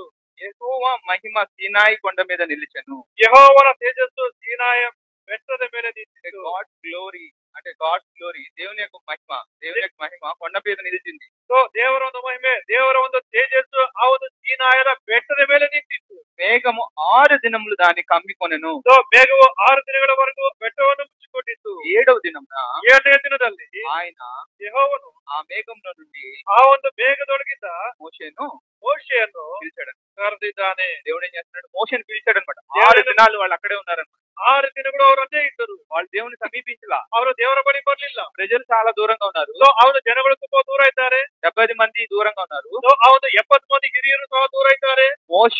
మోషే అహరోన్ మిగతా ఉన్నటువంటి అందరూ కూడా దూరంగానే ఉన్నారు. ಮೋಶೆ ಆರೋನು ಉಳ್ಳವರು ಎಲ್ಲರೂ ಸಹ ಅಲ್ಲೇ ಇದ್ದಾರೆ. మోషే ఒక్కడు రమ్మన్నాడు దేవుడి దగ్గరికి. ಸೊ ಕರ್ತನು ಹೇಳಿದ್ದಾರೆ ಮೋಶೆನನ್ನು ಒಬ್ಬನು ಮಾತ್ರ ಬರಿ ಅಂತ ಹೇಳಿದ್ದಾರೆ. నిల్చున్నాడు మోషే ಒಂದು ಕಡೆ ನಿಂತಿದ್ದಾರೆ. 6 దినాలు అక్కడ నిల్చున్నాడు. 6 ದಿನಗಳಲ್ಲಿ ನಿಂತಿದ್ದಾನೆ. 6 దినాల తర్వాత 7వ దినాన తన దగ్గరికి రమ్మన్నాడు. 6 ದಿನಗಳ ನಂತರ 7ನೇ ದಿನದಲ್ಲಿ ಆತನ ಬಳಿ ಬರ್ಲಿಕ್ಕೆ ಅಪ್ಪಣೆ ಕೊಟ್ಟಿದ್ದಾರೆ. అప్పుడు చూడండి 17వ వచనం. యెహోవా మహిమ ಯೆಹೋವನ ತೇಜಸ್ಸು ఆ కొండ శిఖరము మీద ಬೆಟ್ಟದ ಶಿಖರದ ಮೇಲೆ దహించు అగ్ని వలె ಪ್ರಜ್ವಲಿಸುವ ಬೆಂಕಿಯೋಪಾದಿಯಲ್ಲಿ ఇశ్రాయేలు కన్నులకు కనబడెను. ಇಸ್ರಾಯೇಲ್ಯರಿಗೆ ಕಾಣಿಸಿತು. దేవుని మహిమ ఎట్లా ఉందంట, ದೇವರ ಮಹಿಮೆ ಯಾವ ರೀತಿಯಾಗಿದೆ ಅಂದ್ರೆ దహించు అగ్నిలాగా ఉందంట. ಅದು ಪ್ರಜ್ವಲಿಸುವ ಬೆಂಕಿಯೋಪಾದಿಯಾಗಿದೆ. నార్మల్ ఫైర్, ಅದು ಸಾಧಾರಣ ಬೆಂಕಿ ಅಲ್ಲ. దహించు అగ్ని, ಅದು ಉರಿಸುವ ಅಗ್ನಿಯ ಬೆಂಕಿಯಾಗಿದೆ. దహించు అగ్నిలాగా దేవుని మహిమ ఇక్కడ కనబడుతుంది. ಅದು ಉರಿಸುವ ಬೆಂಕಿಯಾಗಿ ದೇವರ ಒಂದು ಮಹಿಮೆಯಲ್ಲಿ ಕಾಣಿಸಿಕೊಳ್ಳುತ್ತಾ ಇದೆ. దహించు అగ్ని అనేటువంటి ఈ మహిమ దగ్గరికి ಈ ಒಂದು ಉರಿಸುವ ಬೆಂಕಿಯಾದಂತ ಈ ಒಂದು ಮಹಿಮೆ ಬಯಲಿ అతి పరిశుద్ధ స్థలంలో ఉన్నటువంటి దేవుని మహిమ దగ్గరికి, ಅತಿ ಪರಿಶುದ್ಧನಾಗಿರುವ ದೇವರ ಒಂದು ಮಹಿಮೆಯ ಬಳಿ, అతి భయంకరుడైనటువంటి దేవుని దగ్గరికి ಅತಿ ಭಯಂಕರಾದ ದೇವರ ಒಂದು ಬಳಿ ಎಲ್ಲರೂ ಸಹ ನೇರವಾಗಿ ಆತನ ಬಳಿ ಹೋಗ್ಲಿಕ್ಕೆ ಅಪ್ಪಣೆ ಇರುವುದಿಲ್ಲ. ಹೋದ್ರೆ ಏನಾಗುತ್ತೆ, దేవుడు అది కూడా చెప్పాడు. ಅದನ್ನು ಸಹ ಹೇಳಿದ್ದಾರೆ. Normal human being cannot access God. ಸಾಧಾರಣವಾದ ಮನುಷ್ಯರು ದೇವರ ಬಳಿ ಹೋಗ್ಲಿಕ್ಕೆ ಅಪ್ಪಣೆ ಇರುವುದಿಲ್ಲ ಅವನಿಗೆ. దేవుడు మోషేకి మాత్రమే తన దగ్గరికి రావడానికి ಆಗಿನ ಕಾಲದಿಂದ ಆ ಕರ್ತನ ಮೋಶರಿಗೆ ಮಾತ್ರವೇ ಈ ಒಂದು ಅಪ್ಪಣೆಯನ್ನು ಕೊಟ್ಟಿದ್ದಾನೆ ಆತನ ಬಳಿ ಬರುವುದಕ್ಕಾಗಿ. మన ఇక్కడ మొట్టమొదటిగా మనం చూసినట్లయితే God glory is a secret thing. ಮೊದಲನೇದಾಗಿ ನಾವು ನೋಡುವುದಾದ್ರೆ ದೇವರ ಒಂದು ಮಹಿಮೆ ಅದು ಪವಿತ್ರವಾದದಾಗಿದೆ. God glory is a holy thing. ದೇವರ ಒಂದು ಮಹಿಮೆ ಅದು ಅತಿ ಪರಿಶುದ್ಧದಾಗಿದೆ. God presence nobody can approach. ದೇವರ ಒಂದು ಸನ್ನಿಧಿ ಮಾಡಲಿಕ್ಕೆ ಯಾರಿಗೂ ಸಹ ಅಪ್ಪಣೆ ಇರುವುದಿಲ್ಲ. సో దేవుని యొక్క గ్లోరీ అట్లా ఉంది ఆ టైంలో. ಆ ಸಮಯದಲ್ಲಿ ಆ ಒಂದು ಕಾಲದಲ್ಲಿ ದೇವರ ಒಂದು ಮಹಿಮೆ ಆ ರೀತಿಯಾಗಿರ್ತಿತ್ತು. ఇదే ప్యాటర్న్ దేవుని యొక్క గ్లోరీ ఇదే మందసంతో ఇశ్రాయేల్ ప్రజలు ప్రభువుని వెంబడిస్తున్నారు. దేవుడు వాళ్ళతో పాటు ಗುಡಾರಾల్లోనే ಪ್ರಯಾಣಿస్తూ ఉన్నాడు. ಇಸ್ರಾಯೇಲ್ ಸಹ ದೇವರ ಒಂದು ಮಂಜೂಷವನ್ನು ಇಟ್ಟುಕೊಂಡು ಅವರು ಪ್ರಯಾಣ ಮಾಡ್ತಾ ಇದ್ದಾರೆ. ಕರ್ತನು ಅವರ ಒಟ್ಟಿಗೆ ಸಹ ಗುಡಾರದಲ್ಲಿ ಪ್ರಯಾಣವನ್ನು ಸಹ ಮಾಡ್ತಾ ಇದ್ದಾರೆ. వెళ్ళిపోయిన తర్వాత ఆ తర్వాత న్యాయాధిపతులు వెళ్ళిపోయారు. ಹೌದು, ನ್ಯಾಯಾಧೀಶರು ಹೋಗಿದ್ದರು. ఆ తర్వాత రాజులు వచ్చారు, ಅರಸರು ಬಂದರು. అప్పటికి కూడా దేవుని యొక్క మందిరము గుడారాల్లోనే ఉంది. ಅಲ್ಲಿ ಸಹ ದೇವರ ಒಂದು ಮಂಜೂಷ ಆ ಒಂದು ಗುಡಾರದಲ್ಲಿ ಇರ್ತಿತ್ತು. దావీదు వచ్చారు, దావీదును ಬಂದಿದ್ದರು. దావీదు వెళ్ళిపోయారు. దావీదును ఆ ಹೋಗಿದ್ದರು. తర్వాత సొలొమోను వచ్చాడు. ನಂತರ ಸೊಲೊಮೋನನು ಬಂದರು. అప్పటికి కూడా దేవుని యొక్క ప్రతిష్ట ఉంది, మందిర గుడారాల్లోనే ఉంది. ಸೊ ಆವಾಗ ಸಹ ದೇವರ ಒಂದು ಸನ್ನಿಧಿ ಎಲ್ಲಿದೆ ಅಂದ್ರೆ, ಮಂಜೂಷ ಎಲ್ಲಿದೆ ಅಂದ್ರೆ ಆ ಒಂದು ಗುಡಾರದಲ್ಲೇ ಇರ್ತಿತ್ತು. ಸೊಲೊಮೋನ ಸಮಯಕ್ಕೆ ಬಂದಾಗ దేవుడు ఏం చేశాడంటే వాళ్ళకి సొలొమోను ఏం చేశాడు, దేవునికి ఒక టెంపుల్ ಸೊಲೊಮೋನ ಏನೇನು ಮಾಡಿದಾರೆ, ಕರ್ತನಿಗೆ ಒಂದು ದೇವಾಲಯ కట్టించినప్పుడు ఆ నేచర్ లో ఏమైనా చేంజ్ అయిందా? ಖಚಿತಗ ಅಲ್ಲಿರುವಂತ ಸ್ಥಿತಿಯಲ್ಲಿ ಏನಾದ್ರೂ ಬದಲಾವಣೆ ಆಗಿತ್ತ ನಾವು ನೋಡ್ಕೊಂಡು రెండో దినవృత్తాంతాలు 2ನೇ ಪೂರ್ವಕಾಲ ವೃತ್ತಾಂತ 7వ అధ్యాయం 7ನೇ ಅಧ್ಯಾಯ రెండో దినవృత్తాంతం 7వ అధ్యాయం 2ನೇ ಪೂರ್ವಕಾಲ 1 నుంచి 7ನೇ ಅಧ್ಯಾಯ 1ರಿಂದ ఇచ్చినప్పుడు అగ్ని ఆకాశం నుండి దిగి ఇద్దరు బలులను దహించాడు. యెహోవా తేజస్సు మందిరం నిండెను. యెహోవా తేజస్సుతో మందిరం నిండినందున యాజకులు అందులో ప్రవేశింపలేకపోయి. అగ్నియు యెహోవా తేజస్సు మందిరం మీదకి దిగగా చూచి ఇశ్రాయేలు అందరూ చేసి యెహోవా దయాళుడు, ఆయన కృప నిరంతరం ఉండదని చెప్పి ఆయన ఆరాధించి, మీరు చూస్తే కొన్ని వందల సంవత్సరాల క్రితం కూడా సేమ్ ఇదే జరిగింది. ಸೊ ನಂತರ ನಾವು ನೋಡುವುದಾದ್ರೆ ಕೆಲವೊಂದು 100 ವರ್ಷಗಳು ಆದ ನಂತರ ಸಹ ಇದೇ ವಿಷಯ ನಡೆದಿದೆ. అప్పుడు ఇజ్రాయెల్ ప్రజలే, ಅವಾಗಲೂ ಸಹ ಇಸ್ರಾಯೇಲರೇ ಆಗಿದ್ದರು. అప్పుడు దేవుని మహిమను వాళ్ళు చూశారు. ಸೊ ಅವಾಗಲೇ ದೇವರ ಮಹಿಮೆಯನ್ನು ಅವರು ನೋಡಿ. అప్పుడు దేవుని మహిమ ఎట్లా ఉంది? ಸೊ ಅವಾಗ ದೇವರ ಒಂದು ಮಹಿಮೆ ಯಾವ ರೀತಿಯಾಗಿತ್ತು? దహించు అగ్నిలాగా ఉంది. ಅದು ಉರಿಸುವ ಬೆಂಕಿಯಾಗಿ ಬೆಂಕಿಯೋಪಾದಲ್ಲಿ. ఇప్పుడు అదే ఇజ్రాయెల్ ప్రజలు ఏం చేస్తున్నారు? ಇವಾಗಲೂ ಸಹ ಅವರು ಇಸ್ರಾಯೇಲರು ಏನು ಮಾಡ್ತಾ ಇದ್ದಾರೆ? అగ్నిలాగా ఉందంట దేవుని ಸೊ మహిమ. ಅದೇ ಬೆಂಕಿಯ ರೀತಿಯಾಗಿ ದೇವರನ್ನು యెహోవా తేజస్సు మందిరం మీదకి దిగగా ಯೆಹೋವನ ತೇಜಸ್ಸು ಆ ಒಂದು ಆಲಯದ ಮೇಲೆ ಬಂದು ಇಳಿದು ಬಂದಾಗ ఇశ్రాయేలు సాష్టాంగ పడిపోయారు. ಸೊ ಆ ಒಂದು ಇಸ್ರಾಯೇಲರು ಸಾಷ್ಟಾಂಗ ಬಿದ್ದಿದ್ದಾರೆ. వాళ్ళకి భయం వచ్చేసింది. ಅವರಿಗೆ ಭಯ ಉಂಟಾಯಿತು. ఎప్పుడైతే దేవుని ప్రెసెన్స్ ఒక చాట్ ఉంటుందో, ಸೊ ಯಾವಾಗ ದೇವರ సన్నిధి ಅಲ್ಲಿ ಇರುತ್ತದೋ, దేవుని యొక్క ఆత్మ, దేవుని యొక్క మహిమ దేని మీద అయితే ఉంటుందో, సో ఎಲ್ಲಿ ದೇವರ ಒಂದು ಮಹಿಮೆ, ದೇವರ ಒಂದು ತೇಜಸ್ಸು ಅಲ್ಲಿ ಇರುತ್ತದೋ, ఆటోమేటిక్ గా చుట్టుపక్కల ఉన్న ప్రజలకు భయం వస్తుంది. సో సాధాರಣವಾಗಿ ಅಲ್ಲಿರುವಂತ ಎಲ್ಲಾ ಜನರಿಗೂ ಭಯ ಉಂಟಾಗುತ್ತೆ. ఇక్కడ చూడండి, దేవుని యొక్క మహిమ, దేవుని యొక్క ప్రెసెన్స్, దేవుని యొక్క ఆత్మ ఎక్కడుందంటే ఆకాశం నుంచి సొలొమోను ప్రార్థన చేసి చూపించేశాడు. చూపించినప్పుడు అగ్ని ఆకాశం నుంచి దిగి దహన బలులు, ఇతరమైన బలులను దహించింది. యెహోవా తేజస్సు మందిరము నిండా నిండెను. ಇಲ್ಲಿ ನಾವು ನೋಡಿದ್ರೆ ಸೊಲೊಮೋನ ಪ್ರಾರ್ಥಿಸುವುದನ್ನು ಮುಗಿಸಿದ ಕೂಡಲೇ ಆಕಾಶದಿಂದ ಬೆಂಕಿ ಬಿದ್ದು ಸರ್ವಾಂಗ ಹೋಮ ದ್ರವ್ಯಗಳನ್ನು ಯಜ್ಞ ಮಾಂಸವನ್ನು ಧರಿಸಿ ಬಿಟ್ಟಿತ್ತು. ಯೆಹೋವನ ತೇಜಸ್ಸು ಆಲಯದಲ್ಲಿ ಬಿಟ್ಟಿತ್ತು. దేవుని మహిమ ఎక్కడికి రావడానికి ఇష్టపడుతుంది?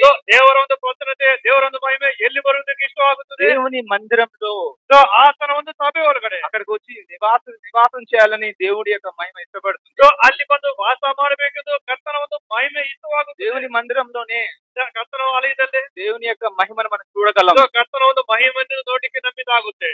ఈవెన్ అక్కడ ఉన్నటువంటి యాజకులు కూడా దగ్గర రాలేకపోయారంట. ಇಲ್ಲಿ ಅಲ್ಲಿದ್ದಂತ ಯಾಜಕರು ಸಹ ಆತನ ಬಳಿಗೆ ಅವರಿಂದ ಆಗ್ಲಿಲ್ಲ. Secret God. ಯಾಕಂದ್ರೆ ಆ ಕರ್ತನು ಅತಿ ಪರಿಶುದ್ಧನು ಆಗಿದ್ದಾನೆ. Holy God. ಆತನ ಪರಿಶುದ್ಧ ಕರ್ತನಾಗಿದ್ದಾನೆ. Is fire. సో ఆతను ಬೆಂಕಿ ಉರಿಸುವ ಬೆಂಕಿ ಆಗಿದ್ದಾನೆ. ఇంత భయంకరమైనటువంటి దేవుని మనం అప్రోచ్ అవుతున్నాం. సో ಇಷ್ಟು ಭಯಂಕರವಾದಂತ ಕರ್ತನ ಬಳಿ ನಾವು ಹೋಗ್ತಾ ಇದ್ದೇವೆ. మన దేవుని యొక్క స్థితి ఇదన్నమాట. ಇದು ಕರ್ತನ ಒಂದು ಸ್ಥಿತಿ ಇದು ಆಗಿ మన దేవుని యొక్క మహిమ, దేవుని యొక్క మనం పాత నిబంధనలో మోషే ఉన్న టైంలో చూసినప్పుడు, ఆ సొలొమోన్ టైంలో ఉన్నప్పుడు చూసినప్పుడు ఎక్కడికి వస్తుంది దేవుని యొక్క మహిమ? ఎక్కడ నిలుస్తుంది అంటే దేవుని మందిరంలోనే నిలుస్తుంది. ನಾವು ಹಳೆ ಒಡಂಬಡಿಕೆಯಲ್ಲಿ ಮೋಶೆ ಸಮಯದಲ್ಲಿ ಮತ್ತು ಆ ಒಂದು 100 ವರ್ಷಗಳ ನಂತರ ಸೊಲೊಮೋನ ಸಮಯದಲ್ಲಿ ಸಹ ನಾವು ನೋಡಿದಾಗ ದೇವರ ಮಹಿಮೆ ಎಲ್ಲಿ ಬರ್ತಾ ಇದೆ?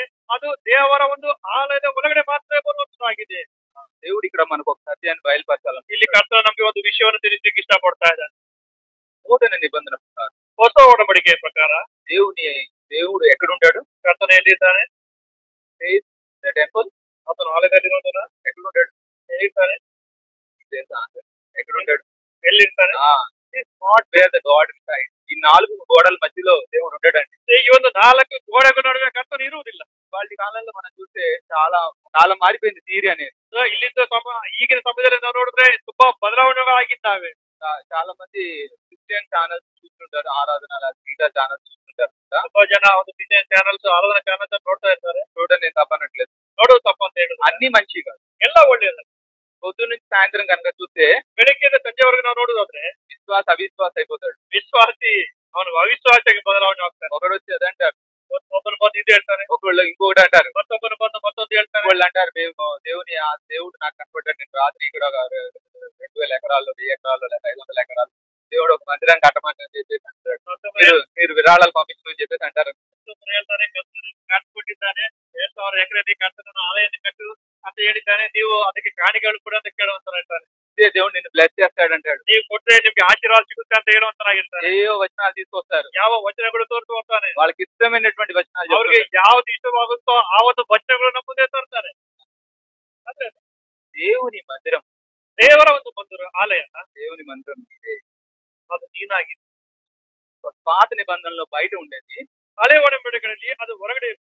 దేవుని మందసం బయట ఉండేది, ದೇವರ ಮಂಜೂಷವು ಸಹ ಹೊರಗಡೆ ಇತ್ತು. సొలొమోను కట్టిన మందిరం బయట ఉండేది, ಸೊಲೊಮೋನ ಕಟ್ಟಿಸಿರುವ ಆ ಒಂದು ಆಲಯವು ಸಹ ಹೊರಗಡೆ ಇತ್ತು. దేవుని ఆత్మ బయట ఉండేది. ದೇವರ ಒಂದು ಆತ್ಮ ಸಹ ಹೊರಗಡೆ ಇರ್ತಿತ್ತು. కానీ దేవుడు ఏం చేశాడంటే తన యొక్క ప్రణాళిక మార్చేశాడు. న్యూ టెస్ట్మెంట్ వచ్చేసరికి ಕರ್ತನು ಹೊಸ ಒಡಂಬಡಿಕೆ ಬಂದಾಗ ಕರ್ತನ ಒಂದು ಪ್ರಣಾಳಿಕೆಯನ್ನು ಬದಲಾವಣೆ ಮಾಡಿದ್ದಾನೆ. Now God has deciding in our spirit. ಇವಾಗ ನಾವು ನೋಡಿದ್ರೆ ಕರ್ತನು ನಮ್ಮ ಒಳಗಡೆ ವಾಸ ಮಾಡುವಂತನಾಗಿದ್ದಾನೆ. ఇవన్నీ ఎట్లా జరిగినాయి? ಇವೆಲ್ಲ ಯಾವ ರೀತಿ ఊరికనే జరిగిపోలా, ಸುಮ್ಮನೆ ನಡೆದಿಲ್ಲ, ఒక ఆయన ద్వారా జరిగింది. ಒಬ್ಬರ ಮುಖಾಂತರ ಏನಾಗ್ತದೆ? ఎవరంటే ఆయన ಯಾರ యేసుక్రీస్తు వారు చేసినటువంటి సిలువ బలియాగ ద్వారా ಆತನು ಮಾಡಿದಂತ ಆ ಒಂದು ಶಿಲುಬೆ ಕಾರ್ಯದ ಮುಖಾಂತರ దేవుడే ಕರ್ತನೆ మన హృదయాలు ನಮ್ಮ మన హృదయాల్నే ನಮ್ಮ ಹೃದಯಗಳನ್ನು ఆయన ఆలయాలుగా చేస్తున్నాడు. ಆತನ ಆಲಯಗಳಾಗಿ ಬದಲಾವಣೆ ಮಾಡಿಕೊಟ್ಟಿದ್ದಾನೆ. బిల్డింగ్స్ లో ప్రభు ఉండడు, ಈ ಒಂದು ನಿರ್ಮಾಣಗಳಲ್ಲಿ ಕರ್ತನು ಇರುವುದಿಲ್ಲ, ఉండనే ఉండడు. ಆತನು ಇರುವುದಿಲ್ಲ. మీరు ఏదైనా అనుకోండి, ನೀವು ಏನಾದ್ರು బయట ఉన్నటువంటి సిస్టమ్ కి మన సిస్టమ్ కి తేడా అదే.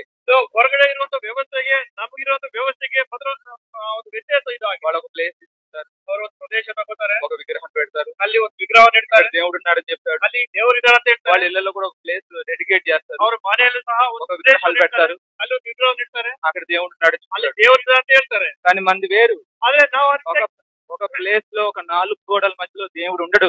ಒಂದು 4 ಗೋಡೆಗಳ ನಡುವೆ ಒಂದು ದೇಶದಲ್ಲಿ ಕರ್ತನು ಇರುವುದಿಲ್ಲ. చాలా మంది ఇంకా అటువంటి డైల్యూషన్ లో ఉంటారు. ತುಂಬಾ ಈ ರೀತಿಯಾದ ಗೊಂದಲದಲ್ಲಿ ತುಂಬಾ ಜನ ಇರ್ತಾರೆ. God completely change. దేవుడు తన యొక్క స్ట్రాటజీ, పరిశుద్ధాత్మ దేవుడు యేసుక్రీస్తు ద్వారా మన హృదయాలలో ఆత్మ రూపంలో మనలోనే నివసిస్తున్నాడు. ಆತನು ಸಂಪೂರ್ಣವಾಗಿ ತನ್ನ ಒಂದು ಪ್ರಣಾಳಿಕೆಯನ್ನು ಬದಲಾವಣೆ ಮಾಡಿ ಆತನು ಆತ್ಮರೂಪಗಳಲ್ಲಿ ನಮ್ಮ ಒಂದು ಹೃದಯಗಳಲ್ಲಿ ಜೀವನ ಮಾಡ್ತಾ ಇದ್ದಾರೆ. బిల్డింగ్ కట్టుకోవడం తప్పనట్లేదు, ಬಿಲ್ಡಿಂಗ್ ಕಟ್ಟೋದು ತಪ್ಪ ಅಂತ ಹೇಳ್ತಾ ಇಲ್ಲ, కన్స్ట్రక్షన్ అందరు కలిసి కూడుకోవడం తప్పనట్లేదు. ಎಲ್ಲರೂ ಸೇರಿ మనందరం ఒక చెట్టు కింద కూడితే ನಾವಿಬ್ರು ಸೇರಿ ಒಂದು ಕೆಳಗಡೆ ಇದ್ರೆ మన దేవుడు దాన్ని ఒక మందిరంగా ట్రీట్ చేస్తాడు. ಕರ್ತನ ಒಂದು సభೆ ಹೇಳ್ತಾನೆ. మనందరం ఇక్కడ కూర్చుంటే ನಾವೆಲ್ಲರೂ ಸೇರಿ ఆయన ప్రెసెన్స్ ఇక్కడ ఉన్నట్టు. ಆತನ ಒಂದು ಮಹಿಮೆ ತೇಜಸ್ಸು ಇರುತ್ತದೆ. మనం అయితే అందరూ రైల్వే స్టేషన్ లో కూర్చొని దేవుడిని ఆరాధిస్తే ನಾವೆಲ್ಲರೂ ಹೋಗಿ ಆ ರೈಲ್ವೆ ಸ್ಟೇಷನ್ ಹೋಗಿ ಕರ್ತನ ಕೊಂಡಾಡಿದ್ರೆ అక్కడ దేవుడు ఉన్నట్టు. ಅಲ್ಲಿ ಸಹ ದೇವರು ಇರ್ತಾರೆ. సో మన జీవితాల్లో మన ప్రభువుని మనకు నేర్పిస్తున్నటువంటి విషయం ఏంటంటే, ನಮ್ಮ ಜೀವನದಲ್ಲಿ ಕರ್ತನ ನಮಗೆ ಕಲಿಸುವ ವಿಷಯಗಳು ಏನಾಗಿದ್ದಾವೆ ಅಂದ್ರೆ, దేవుని యొక్క మహిమ ದೇವರ ಒಂದು ತೇಜಸ್ಸು దేవుని మందిరంలోనే మనకు. ದೇವರ ಒಂದು ಸಭೆ ಒಳಗಡೆ ಮಾತ್ರ ఆ దేవుని యొక్క మందిరం, ಆ ಒಂದು ದೇವರ ಸಭೆ, దేవుని యొక్క ఆలయం, ದೇವರ ಒಂದು ಆಲಯ నువ్వు నేను, ನೀನು ನಾನಾಗಿ, నీలోనే నేలలోనే దేవుడి యొక్క ఆత్మ.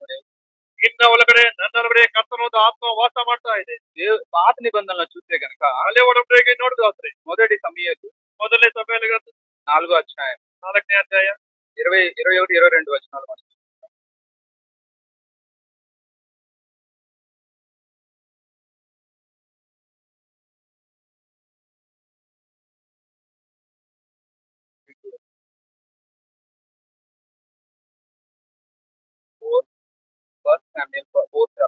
ಮೊದಲನೇ ಸಭೆಯರು 4 దేవుని మందసము పట్టబడిన సంగతిని తన మామయ్య కనిపెట్టి చనిపోయిన సంగతిని తెలుసుకొని ప్రభావం ఇస్రాయల్ నుంచి పోయిందని చెప్పి తన బిడ్డ ఇకాబోతు అని పేరు పెట్టారు. ದೇವರ ಮಂಜೂಷವು ಚಂದ್ರವಶವಾದರಿಂದಲೂ ಮಾವನು ಗಂಡನ ಮುಕ್ತಿ ಹೊಂದಿದರಿಂದಲೂ ಮಹಿಮೆಯು ಇಸ್ರಾಯೇಲರನ್ನು ಬಿಟ್ಟು ಹೋಯಿತೆಂದು ಹೇಳಿ ಆ ಕೂತಿಗೆ ಇಕಾಬೋಧತೆ ಎತ್ತಿದ್ದಾರೆ. అప్పటి కాలంలో ఏమైందంటే, ಅಲ್ಲಿ ಸಮಯದಲ್ಲಿ ಏನಾಗಿತ್ತು? దేవుని మందసం పట్టబడింది. ದೇವರ ಒಂದು ಮಂಜೂಷ ಇಡಲ್ಪಟ್ಟಿತ್ತು. దేవుని మందసాన్ని వాళ్ళ శత్రువులు తీసుకొని వెళ్ళిపోయారు. ಶತ್ರುಗಳು ದೇವರ ಒಂದು ಮಂಜೂಷವನ್ನು ಕೊಂಡು ಹೋಗ್ಬಿಟ್ರು. ఏలి యొక్క కోడలు అప్పటికి గర్భవతి ఉంది. ಎಲಿನ ಒಂದು ಸೊಸೆಯಲ್ಲಿ ಗರ್ಭಿಣಿಯಾಗಿದ್ದಳು, ఒక బిడ్డను కంది. మగವನ್ನು ఆ బిడ్డను కనే సమయంలో ఈమె ఒక వార్త విందనమాట. ಅಲ್ಲಿದ್ದಂತ ಆ ಏರುವ ಸಮಯದಲ್ಲಿ ಒಂದು ವಾರ್ತೆಯನ್ನು ಕೇಳಿಸಿಕೊಂಡು దేవుని మందసం పట్టబడిందని, ದೇವರ ಮಂಜು ಸಹ ಹಿಡಿಯಲ್ಪಟ್ಟಿದ್ದು, పెనిమిటి చనిపోయాడని, ತನ್ನ ಒಂದು ಯಜಮಾನನು ಸತ್ತೋಗಿದ್ದಾನೆ, మామ చనిపోయాడని ತನ್ನ ಮಾಮನು ಸಹ ಸತ್ತೋಗಿದ್ದಾನೆಂದು అని వినంగానే ಆ ರೀತಿ ಕೇಳಿದ ತಕ್ಷಣ పెట్టినటువంటి బిడ్డకు ఒక పేరు పెట్టింది. ಸೊ ಅಲ್ಲಿ ಹುಟ್ಟಿದಂತ ಮಗುಗೆ ಕೂಸಿಗೆ ಒಂದು ಹೆಸರಿಟ್ಟಳು, ఈకాబోదు. ಈಕಾಬೋಧ್ ಅಂತ ಹೆಸರು. అంటే దేవుని ಅಂದ್ರೆ ದೇವರ ಒಂದು ಮಂಜು ಹೊರಟು ಹೋಯ್ತು. దేవుడు అక్కడ లేడు. ದೇವರಲ್ಲಿ ಇಲ್ಲ. దేవుని మందసం లేదు. ದೇವರ ಮಂಜು ಸೀಟ್. దేవుని మందసం లేకపోతే దేవుని గ్లోరీ ఉంటుంది. ದೇವರ ಮಂಜು ಸಹ ಇಲ್ಲಂದ್ರೆ ದೇವರ ಒಂದು ಮಹಿಮೆಯಲ್ಲಿ ಇರುವುದಿಲ್ಲ. దేవుని మందసంతోనే దేవుని యొక్క గ్లోరీని మనం చూస్తున్నాం. ದೇವರ ಒಂದು ಮಂಜು ಎಲ್ಲಿರುತ್ತೋ ಅಲ್ಲೇ ದೇವರ ಒಂದು ಮಹಿಮೆ ನಾವು ನೋಡ್ತಾ ಇದೀವಿ. ಅವಾಗ್ಲಿಂದ దేవుని మందసమే లేకపోతే దేవుని గ్లోరీ ఉండదు. ದೇವರ ಒಂದು ಮಂಜುಷವೇ ಅಲ್ಲಿಲ್ಲ ಅಂದ್ರೆ ದೇವರ ಒಂದು ಮಹಿಮೆ ಸಹ ಅಲ್ಲಿ ಇರುವುದಿಲ್ಲ. అందుకని ఆ పుట్టిన బిడ్డకు ఈకాబోదు అని పేరు పెట్టారు. ಅದಕ್ಕಾಗಿ ನಾವು ನೋಡಿದ್ರೆ ಅಲ್ಲಿ ಹುಟ್ಟಿದಂತ ಕೂಸಿಗೆ ಈಕಾಬೋಧ್ ಅಂತ దాని అర్థం ఏంటంటే గ్లోరీ డిపార్టెడ్. ಅಲ್ಲಿ ಏನಾದ್ರೆ ಅರ್ಥ ಏನಂದ್ರೆ ಅಲ್ಲಿನ ದೇವರ ಒಂದು ಮಹಿಮೆ ಹೊರಟು ಹೋಯ್ತು. ದೇವರ ಒಂದು ಮಹಿಮೆ ಹೊರಟು ಹೋಯ್ತು. ತುಂಬಾ ವಿಚಾರಣೆ ಉಳ್ಳುವಂತಹ ವಿಷಯ ದೇವರ ಮಂಜು ಎಲ್ಲಿರುತ್ತದೆ? ದೇವರ ಒಂದು ಆತ್ಮೆಯಲ್ಲಿರುತ್ತದೆ. ದೇವರ ಆತ್ಮ ಎಲ್ಲಿರುತ್ತದೋ ದೇವರ ಒಂದು ಮಹಿಮೆಯು ಅಲ್ಲಿರುತ್ತದೆ. ದೇವರ ಮಹಿಮೆ ಎಲ್ಲಿರುತ್ತದೋ ಅಲ್ಲೇ ದೇವರ ಒಂದು ಪ್ರಚನ್ನತೆ ಸಹ ಇರುವುದಾಗಿದೆ. ಹೊಸ ಒಡಂಬಡಿಕೆ ಒಂದು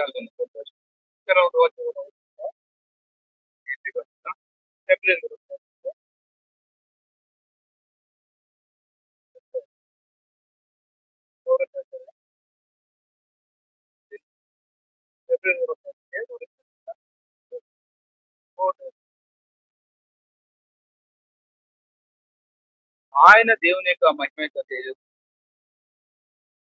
నుండి తన మహత్తుగల మాట చేత నిర్వహించు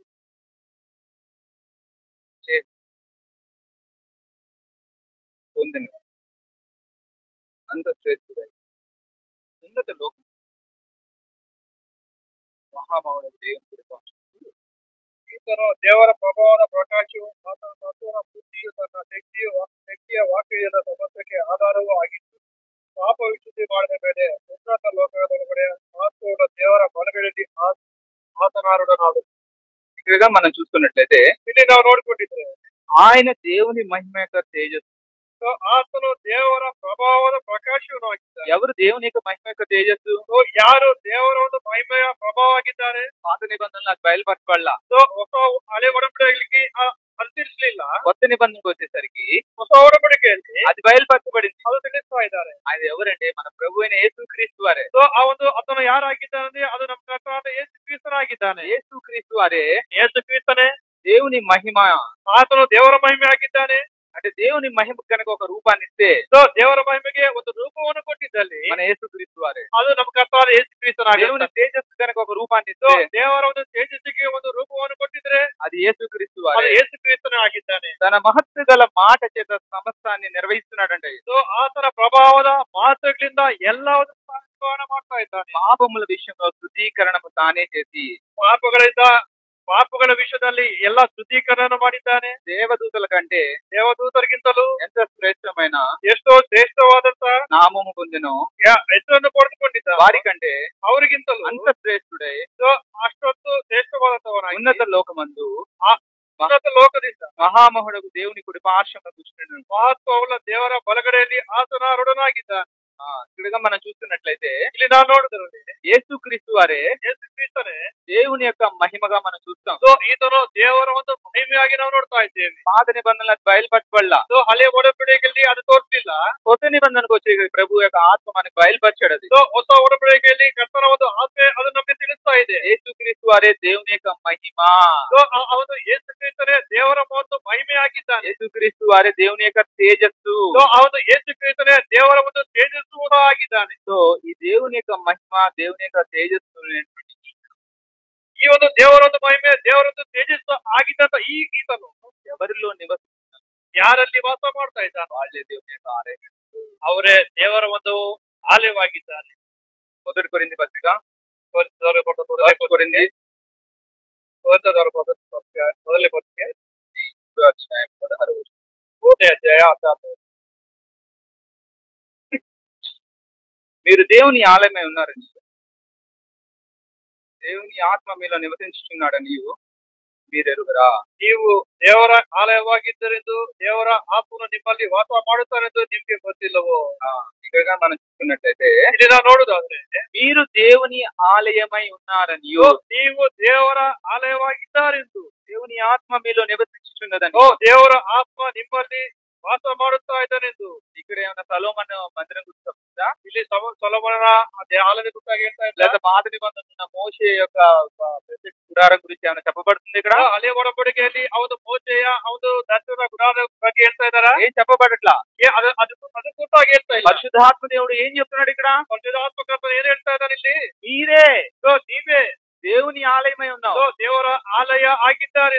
ఎవరైతే యేసు ప్రభుని సొంత రక్షకుడిగా అంగీకరించి, ಯಾರು ಕರ್ತನಾದ ಯೇಸು ಕ್ರಿಸ್ತನ ಸ್ವಂತ ರಕ್ಷಕನಾಗಿ ಒಪ್ಪಿಕೊಂಡು నేను పాపినని ఒప్పుకుంటారో, ನಾನು ಪಾಪಿ ಎಂದು ಒಪ್ಪಿಕೊಳ್ಳುತ್ತಾರೋ, అప్పటి నుంచే ಅವಾಗ್ಲಿಂದಲೂ దేవుని యొక్క ఆత్మ మనలో నివసించడం స్టార్ట్ చేస్తావు. ದೇವರ ಒಂದು ಆತ್ಮ ನಮ್ಮಲ್ಲಿ ವಾಸ ಮಾಡಲು ಪ್ರಾರಂಭವಾಗುತ್ತದೆ. నువ్వు దేవుని ఆలయమే ఉన్నావు. ನೀನು ದೇವರ ಆಲಯ ಆಗಿದ್ದಿ. ఆ క్రియ ఎప్పుడైతే నీలో జరుగుతుందో, ಆ ಒಂದು ಕಾರ್ಯ ಯಾವಾಗ ನಿನ್ನಲ್ಲಿ ನಡೆಯುತ್ತದೋ నువ్వు దేవుని ఆలయం ఉన్నావు. ನೀನು ದೇವರ ಆಲಯ ಆಗಿ. ఒకవేళ నీలో మారు మనసు కనుక లేకపోతే, ಒಂದು ವೇಳೆ ನಿನ್ನಲ್ಲಿ ಯಾವ ಬದಲಾವಣೆ ಇಲ್ಲದೆ ಇದ್ದಲ್ಲಿ క్షమించాలి, దేవుని ఆలయమే లేరు. ಕ್ಷಮಿಸಬೇಕು, ನೀವು ದೇವರ ಆಲಯವಾಗಿಲ್ಲ. దేవుని యొక్క ఆత్మ మీలో ఉండదు. ದೇವರ ಆತ್ಮ ನಿಮ್ಮಲ್ಲಿ ಇರುವುದಿಲ್ಲ. దేవుని యొక్క ఆత్మ మీలో ఉన్నప్పుడే మీరు దేవుని యొక్క ఆలయమై ఉన్నారు. ದೇವರ ಒಂದು ಆತ್ಮೆ ನಿಮ್ಮಲ್ಲಿ ಇದ್ದಲ್ಲೇ ದೇವರ ಆಲಯ ನೀವಾಗಿರ್ತೀರ. మీకు చెప్పబడినట్టుగా ಅವಳು ಹೇಳಿದಾಗೆ ఎక్కడైతే దేవుని యొక్క ఆత్మ ఉంటుందో, ಅಲ್ಲಿ ದೇವರ ಒಂದು ಆತ್ಮ ಇರುತ್ತದೋ అక్కడే దేవుని మందిరం ఉంటుంది. ಅಲ್ಲಿ ದೇವರ ಒಂದು ಆಲಯ ಇರುತ್ತದೆ. అక్కడే దేవుని యొక్క మహిమ, ಅಲ್ಲೇ ದೇವರ ಒಂದು ಮಹಿಮೆಯುತ್ತಾ ಇರ್ತದೆ. దేవుని యొక్క మహిమ మీలో నివసిస్తుందని. దేవుని యొక్క మహిమ యేసుక్రీస్తు ద్వారా మనలో నివసిస్తుంది. ದೇವರ ಒಂದು ಮಹಿಮೆ ಕರ್ತನಾದ ಯೇಸು ಕ್ರಿಸ್ತನ ಮುಖಾಂತರ ನಮ್ಮಲ್ಲಿ ವಾಸ ಮಾಡುತ್ತದೆ. అదే పత్రిక 1 కొరింథీ 6:19. ಅದೇ 1 ಕೊರಿಂಥಿ 6 అధ్యాయము 6ನೇ ಅಧ್ಯಾಯ 19. అనుగ్రహింపబడి ఆలయం మీరు ఎరుగురా, మీరు మీ సొత్తు కారు, వెలువ పెట్టి కొనబడిన వారు కనుక మీ దేహంతో దేవుని ದೇವರಿಂದ ದೊರಕಿ ನಿಮ್ಮೊಳಗೆ ನೆಲೆಗೊಂಡಿರುವ ಪವಿತ್ರಾತ್ಮನಿಗೆ ನಿಮ್ಮ ದೇಹವು ಗರ್ಭಗುಡಿಯಾಗಿದೆಂಬುದು ನಿಮಗೆ ತಿಳಿದು, ನೀವು ನಿಮ್ಮ ಸ್ವತ್ತಲ್ಲ, ನೀವು ಕ್ರಯಕ್ಕೆ ಕೊಳ್ಳಲ್ಪಟ್ಟವರು ಆದ ಕಾರಣ ನಿಮ್ಮ ದೇಹದಲ್ಲಿ ದೇವರ ಪ್ರಭಾವವನ್ನು ಪ್ರಕಾಶಪಡಿಸಿರಿ. ఒకప్పుడు మనం పాత నిబంధన ಒಂದು ಸಮಯದಲ್ಲಿ ನಾವು ಹಳೆ ಒಡಂಬಡಿಕೆಯಲ್ಲಿ ನೋಡಿದ್ದೇವೆ, సీక్రెట్ గాడ్, ಆತನ ಅತಿ ಪರಿಶುದ್ಧನು, ఎవరు సమీపించలేరు, ಯಾರು ಆತನ ಬಳಿ ಹೋಗ್ಲಿಕ್ಕೆ ಸಾಧ್ಯವಿರುವುದಿಲ್ಲ. ఒక మనిషి కూడా ఆ దేవుని సన్నిధిని రాలేరు. ಒಬ್ಬ ಮನುಷ್ಯರು ಸಹ ಆತನ ಬಳಿ ಹೋಗ್ಲಿಕ್ಕೆ ಅವನಿಂದ ಆಗುವುದಿಲ್ಲ. ఆయన పర్మిషన్ తోనే మోషే మాత్రమే ఆయన సన్నిధికి వచ్చాడు. ಆತನ ಒಂದು ಅಪ್ಪಣೆಯಿಂದಲೇ ಮೋಶೆ ಮಾತ್ರ ಕರ್ತನ ಬಳಿ లేదండి. ಆದ್ರೆ ಇವಾಗ ಅದು మనందరం కూడా ನಾವೆಲ್ಲರೂ ಸಹ ఫ్రీగా ಉಚಿತವಾಗಿ దేవుని యొక్క సన్నిధికి రాగలరు. ದೇವರ ಹತ್ತಿರಕ್ಕೆ ಬರ್ಲಿಕ್ಕೆ ಆಗುತ್ತದೆ. తన కుమారుని ఆత్మతో ముద్ర వేయబడిన ప్రతి ఒక్కరు కూడా ಆತನ ಒಂದು ಮಗನ ಆತ್ಮ ಮುಖಾಂತರ ಮುದ್ರಿಸಲ್ಪಟ್ಟ ಪ್ರತಿ ಒಬ್ಬರು పరిశుద్ధాత్మకు ఆలయమై ಆ ಒಂದು ಪರಿಶುದ್ಧಾತ್ಮಕ್ಕೆ ಆಲಯವಾಗಿ అతి పరిశుద్ధ స్థలంలోనికి ಅತಿ ಪರಿಶುದ್ಧವಾದಂತ ಆ ಒಂದು ಪ್ರದೇಶಕ್ಕೆ దేవునికి మహిమకు ದೇವರ ಒಂದು ಮಹಿಮೆಯಿಂದ మనం చేరుతున్నాం. ನಾವು ಸೇರ್ತಾ ಇದ್ದೇವೆ. సో ఇక్కడ ఒక క్వశ్చన్, ಇನ್ನೊಂದು ಪ್ರಶ್ನೆ, గాడ్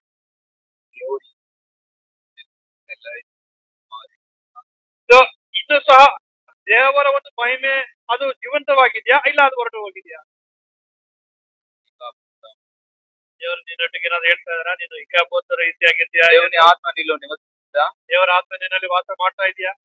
దేవుని యొక్క ఆత్మ నీలో నివసిస్తున్నప్పుడు ನಿಜವಾಗ್ಲೂ ಸಹ ದೇವರ ಒಂದು ಆತ್ಮ ನಿಮ್ಮಲ್ಲಿ ವಾಸ మన ಮಾಡಿ దేవునితో మనం మన దేహంతో దేవుని మహిమపరుస్తాం. ನಾವು ನಮ್ಮದು ದೇಹದ ಮುಖಾಂತರ ಕರ್ತನನ್ನು ಮಹಿಮೆಪಡಿಸುವವರಾಗಿದ್ದೇವೆ.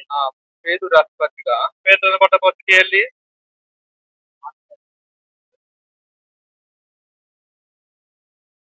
ಮೊದಲನೇ ಪೇತ್ರಗಳು ಬರ್ತದೆ.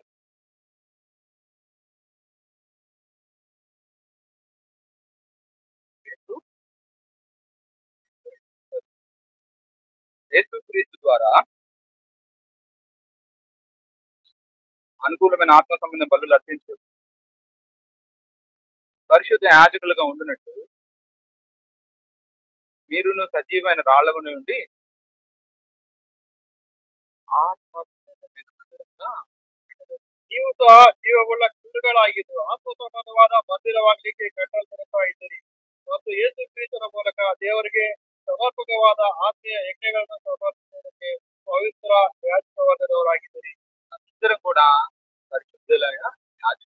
ನಾವೆಲ್ಲರೂ ಸಹ ಪವಿತ್ರ ಯಾಜಕರಾಗಿದ್ದೇವೆ. రాజులైన యాజక ಅರ್ಥರಾದ ಯಾಜಕ ಗುಂಪು ಆಗಿದ್ದೇವೆ. భయంకరుడైనటువంటి సేక్రెడ్ గాడ్ ని మనం సమీపిస్తాం.